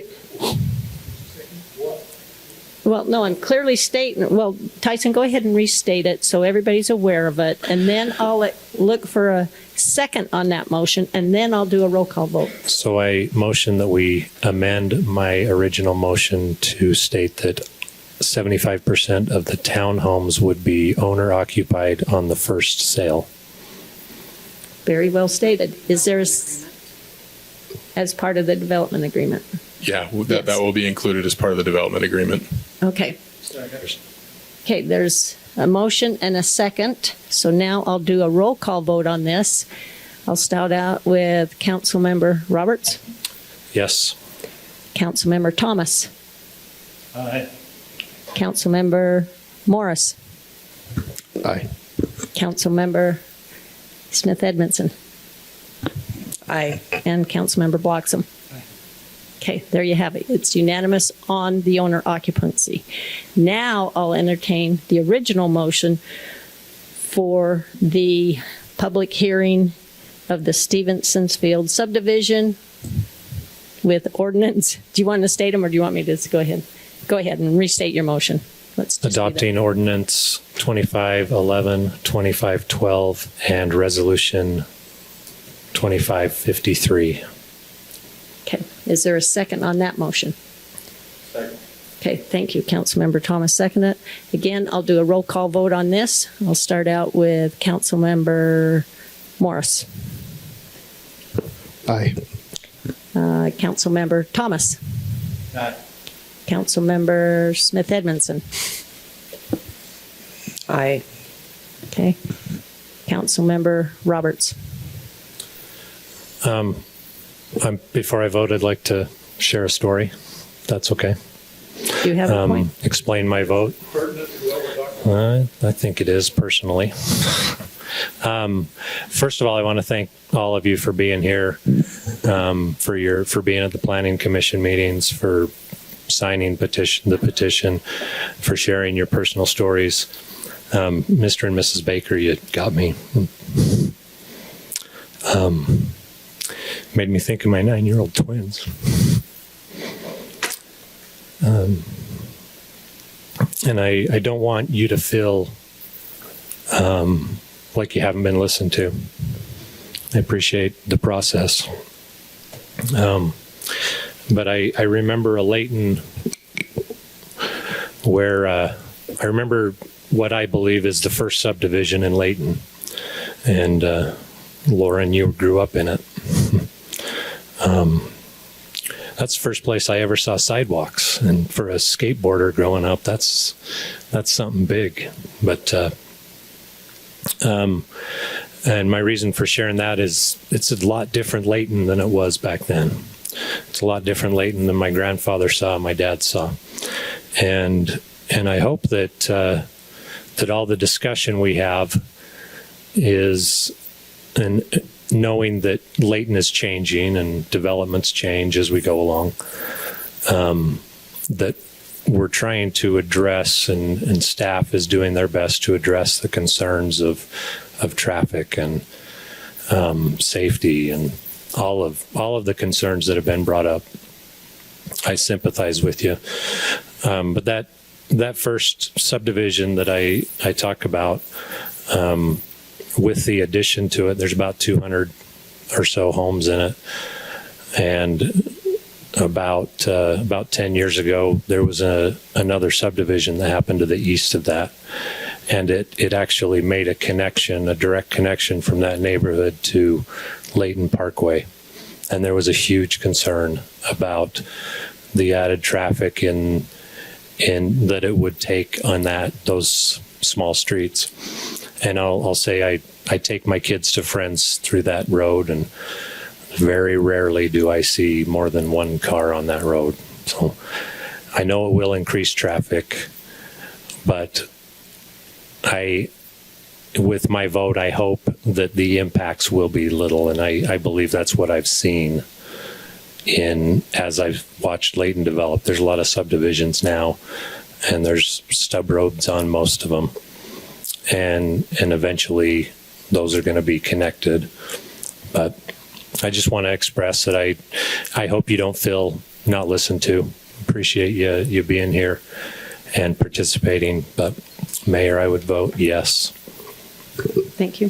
Councilmember Bloxham. Yeah, I appreciate that, Councilman Roberts. I appreciate this is how the process is supposed to work, both from the community and also from the developer. We see a lot of developers coming here and have said some things to us at that podium that have been offensive and totally unbecoming of public discussion. So I appreciate the way that you have handled yourself. But to the residents, first and foremost, I mean, I appreciate all the emails. I read them all. I appreciate all the discussions and the phone calls. And I appreciate all of the great comments that you've had because they do matter. I appreciate you taking your time because they do matter. And we do listen. And we make sure that the staff understands that as well. And that if there's a difference of agreement or position on this dais, they know I don't like PRUDs. They know I don't like them. I understand why they're there. I understand the purpose of them. This one got about as close as it could get to getting me to vote yes, but I just can't do it because I just don't feel like the density issue is feasible for this area of Layton. And so that's not to say that my colleagues are wrong necessarily, but it's just reasonable people disagree. And so I just appreciate the comments. I appreciate helping me think through this and for all of this, the smart discussion that we've had. So with that, Madam Mayor, I vote no, but with the understanding I do appreciate all of the work gone through, and I really do hope that this development, to your point, Councilman Roberts, that it will have and be good development for all these new future residents who will come into the city, and it also will be a place that people who live on the surrounding areas will also look to it, that it didn't have the same outcomes that they were worried about, that we can still hope for optimism. And so with that, Madam Mayor, I vote no. Okay. I was going to say that's a vote. Did you still want to make a comment, even though That's okay. I'll allow it before I make the final judge? I appreciate my colleagues. This process is difficult. You know it's difficult. You're here because it's difficult. It's where you live. We came together, it's been 10 years ago, and reauthorized our general plan, updated it, and invited the community, and we had all the meetings, and you may have heard this, and cities get to do that. They have to have a general plan of how the city is going to maybe look like in the future. It's general, it's not specific, it's general, but what it looks like in the different areas, what we'd like to see, and that was brought before all of you, not necessarily you, but those who were involved in the update. And as part of that update, we had options for those that wanted to build in the city, in this city, for property owners, for developers. That was also part of this. You saw some of that tonight with the overlay. Those are all options given. It's not something new. It's there for a reason, and we voted to allow that. I look at this here, and they are beautiful neighborhoods. These are beautiful neighborhoods. These are good people. You're good people. People want to live here. If they didn't want to live here, this wouldn't be happening. We're going to have good people move into our city. And through this process, I think this is a better product, a better development because of you, because of your input, because of working with the staff working with the developer. You might not feel like it tonight, but this is a better development. And that's why I voted to allow this to continue. Lastly,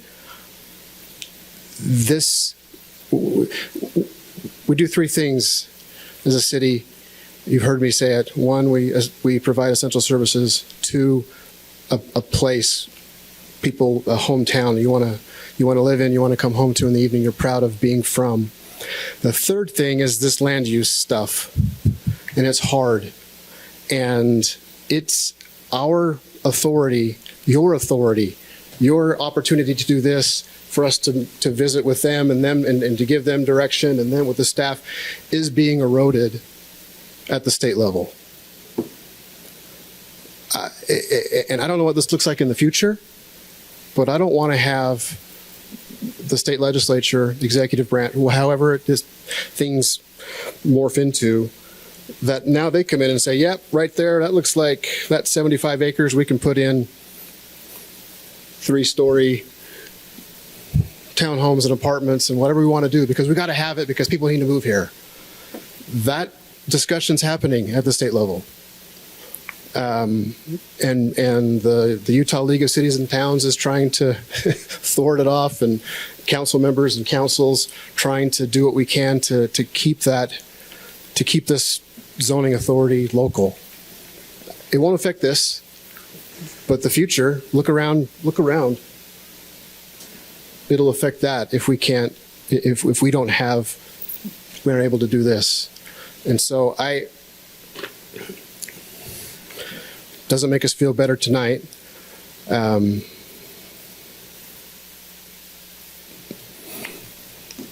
Yeah, those are my thoughts. Sorry, but I get excited about that. I want to keep this local for us. Okay. I think what you've heard here is, just so you know, it's part of Robert's Rules of Order that the council can justify or if they want to elaborate on their choice of the vote, that's what they were doing here. So I appreciate their thoughts. I'm one that does not like to repeat. wholeheartedly appreciate the process, and I appreciate you folks being here. And again, the interaction and also the fact that tonight what I witnessed, which has not taken place before, was that it was a developer on the spot willing to work with us. A lot of times it's a lot of back and forth, but the fact that he came up with a solution for us tonight, I have to commend you on that. But with that, I need to rule on the vote, which for the Stevenson's Field subdivision, it was a 4-1 vote, 4 in favor, 1 against. So that I need to actually make sure. Did we close that public? Did you say you closed the public hearing? Okay, I know that discussion took place long ago. Okay, so that does conclude then our meeting for this evening. And council, I don't think, does anyone have any unfinished business? If not, I will just say thank you everyone for being here. Thank you for all those online that was willing to listen. And I would entertain a motion to adjourn.